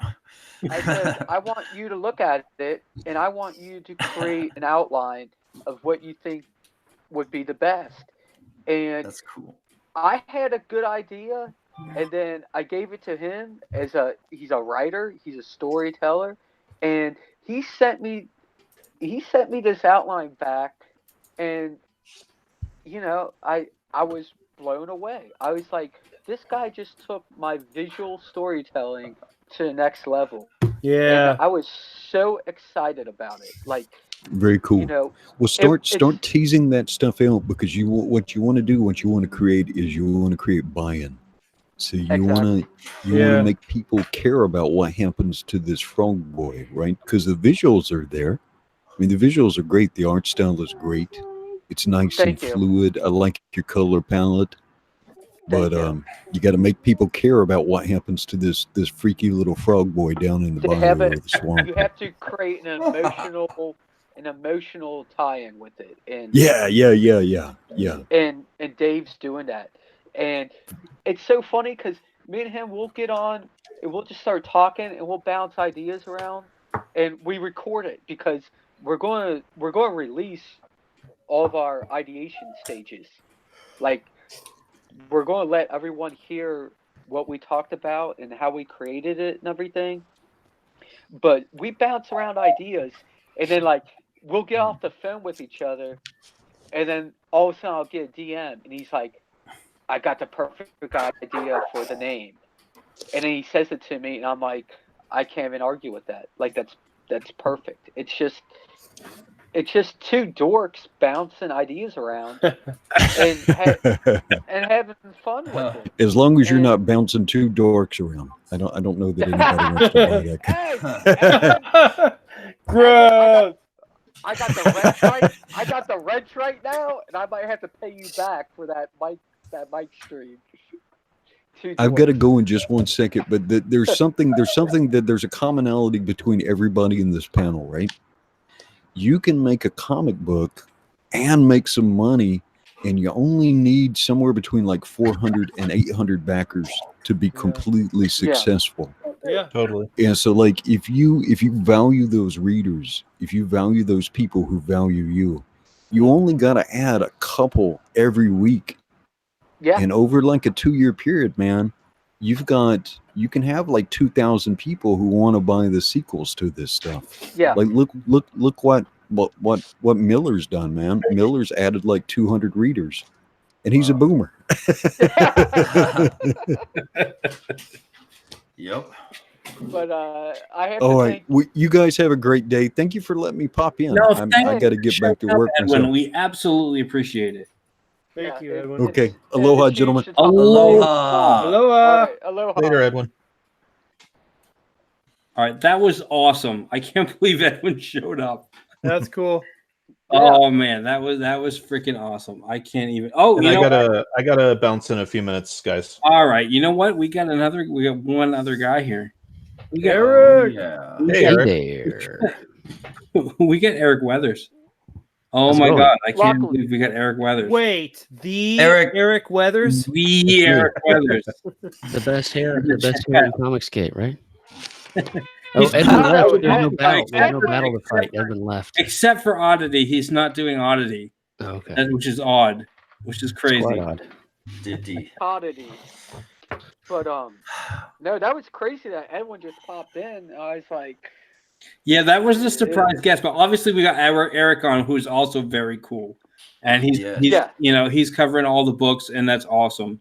So Eric, I want to say I'm so happy that you showed up, and I've had enough drinks here to say What? that's awesome that you're here, and I'm so glad. I'm so glad that you showed up, and I appreciate it. I've had enough drinks to say you should change your last name to Letters. I may as well. at Eric this Letters. point. Eric I might as Letters. well. You might as well. How's it going, sir? It's going quite well. I'm winding down for the evening. All right. Trying, begging, and pleading everybody I can to back this book so I can. All Get right, which the book is okay. it? Let's tell you what book it is. I'm gonna. Let's do While it. you're talking, I'm gonna find it. I haven't backed it yet. I'm sorry, but I want to make sure it's a cool book. I want to make sure. It is a cool book. It's probably the best book you'll ever read. It's called Flying Fortress, and it's about a B-17 crew on a top secret mission to bomb Hitler. They do that. The end. Yes. Or is it? No, it's not, because they are immediately shot down by an experimental Horton 229 enemy fighter, and they crash land into an alternate dimension, Middle Ages. oh, So That Eric, sounds like it's just a continuity error. No. No, it's all canon for sure. 50 caliber. so Eric, you're the letterer on Graveyard Shift Book 2, right? That's correct. And you're the letterer on Monster MD That's correct. and Shinobi Sasquatch. That's correct. Okay. so you, All right. you're the lettering man. Yeah. Just so in case anyone was wondering, yeah, this guy's legit. So Yeah, he's also drawing his own book that's going to be coming soon, and that's going to kick ass. Yeah, that doesn't matter though. He's the letterer on Shinobi. I'm Yeah. Yeah. All right, I'm drunk and I'm What? trying to scroll the screen on my shared screen. I always wonder what it is that sends them back in time. Does this experimental jet just shoot portals at you or something? I cannot reveal. I can't divulge that information. Okay. Top secret U.S. Typical U.S. government move. Mhm. That means he hasn't This is figured it out OSS yet. highly classified. Highly classified information. Well, okay. That's cool. Do we see Hitler? Do we see Hitler go, oh, Scheisse, and then blow up? No. You see his eagle's nest, and then you see it's no more. So we don't know if he's dead for sure. No confirmation. Cliffhanger. It is confirmed that he's Okay. dead. But That'd be so crazy if he showed up in the Middle Ages. Tell me a little bit about Flying Fortress. all right. Well, what else can I say? It's over 200 pages. The book is already pretty much done. I finished drawing it in 2017. And all I'm doing right now is putting it all together into one single book over 200 pages. I'm going to fix a few things with the art and re-letter it, and it's ready to go. There's going to be a lot of stuff in the back. Everybody's doing a sketchbook. I'm just putting it all into one book. It's going to have character bios and sketches and pages that got cut, storylines that went nowhere. All that stuff will be back Nice. there. That's So cool. it's going to be a heavy book. First release this. You're gonna have a thick book. I like it. Yuck. We started releasing it in 2011 as single issues, and did a Kickstarter in 2012 for the first volume, and that was fully published by 2013, all self-published, that is. And then over the next 3 or 4 years, we put out the rest of the book, the rest of the series, I should say. And yeah, it's a lot of fun. It goes in places you wouldn't expect. It's definitely alternate history. We have airplanes fighting each other that never met in the air. We have a Tuskegee airman who flies a P-38 Lightning instead of a Mustang, and lots of other things that I can't divulge. All right, well, that's super cool. All right, let's go over your tiers real quick. Featured perk, $50. What do we get for $50? You get the book itself signed with a beautiful cover, drawn by me and colored by Kyle Ritter. Nice. That's awesome. You get an 11x17 print of that cover. Kyle Ritter is like the colorist of letterers. Yeah. He's the Eric Weathers of colors. There you go. You get an 11x17 Billy Tucci pinup girl print called the Rawhide Nice. Rosie. Ooh. Once we get the colors for that, I'm going to release an update with that art and a bunch of info. And yeah, all of that stuff will come signed. I'm not going to sign Billy's print. Well, I might sign it because it'll say Flying Fortress, but Billy's not going to sign it unless you meet him in person. All right. That's the featured perk. So that's sort of the base, if you will. That's home base. I think the main question on everyone's mind, Eric, is what kind of guitar is that behind you? It's a Les Paul. I understand. That's what I thought. Yeah. Through the perks. You see that? You can I hear play it me- every once in a while on my show. I don't know if you can hear me whispering. I'm gonna have my 13-year-old walk me through the perks real quick, and I'm gonna to expel the alcohol that I've assumed tonight. I gotta tell you, man, this cactus cup here has dispersed way too much alcohol to me tonight. I didn't know the volume. Is that your like party cup? Is that your party cup? Dude? Okay, so I just bought this and I didn't know. I don't know the volume of it, and I'm telling you, it's way more than I thought it was. Cactuses can hold shit, man. They Heck hold yes, fluids, they I hear. Yeah, they Maybe can. clean water or Yeah, alcohol. they do. That's funny. Cool. Yeah. So, and also, this book's inspired by a lot of big badass things like Indiana Jones and classic Spielberg adventure and stuff. Yeah, it's got a real Spielberg vibe, but like he would never really go crazy with the science fiction. Yeah. We go a little crazy with our mad scientist. Imagine if what's the guy's name? Not Belloc, but the guy from the first from Raiders who gets his hand burned. I can't remember his name. Oh, right, But, right. But imagine if he was just a little bit more crazy and sort of more hands-on, like, you know, making sure that the plans were coming to fruition.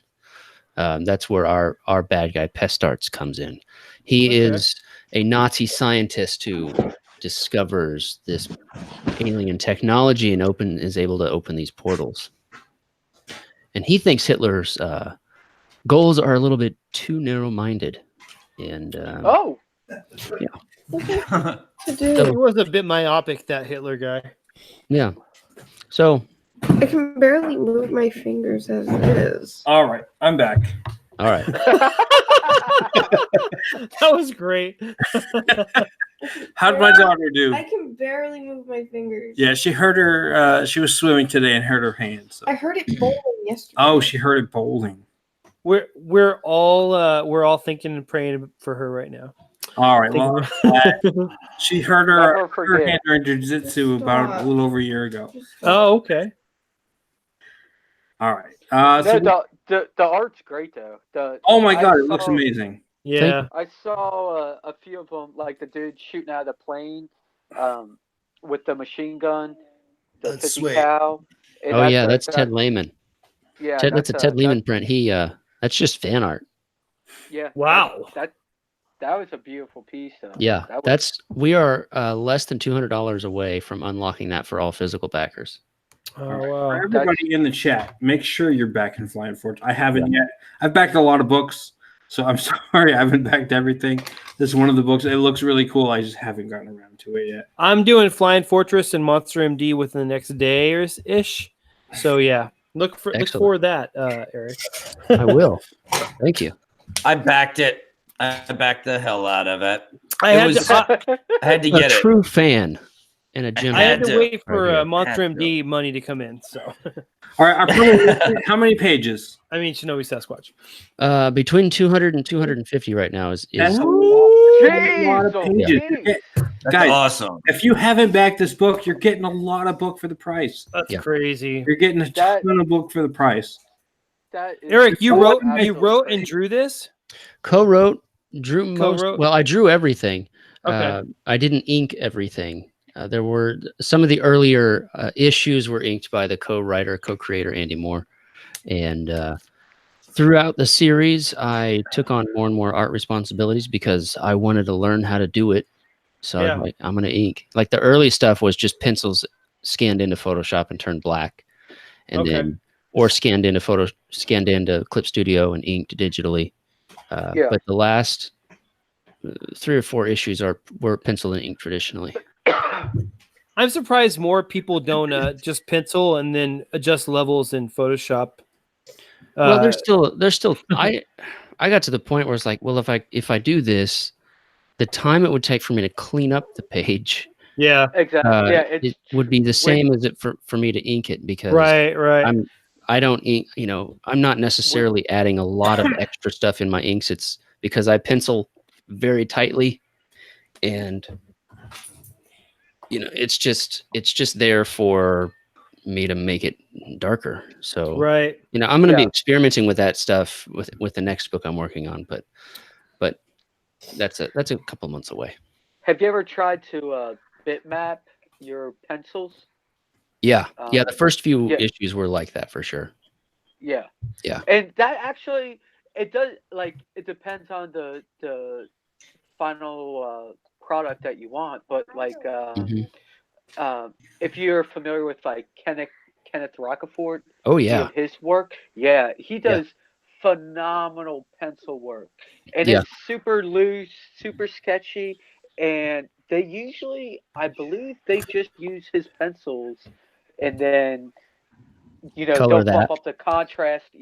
That's the look I'm going to be I'm looking at doing for the next book. It's going to be very much like Kenneth Rockefort or Lionel Yu when Terry's not inking him, or that Joe Mad stuff from I don't know, 2010 or whatever, when he's doing Savage Wolverine.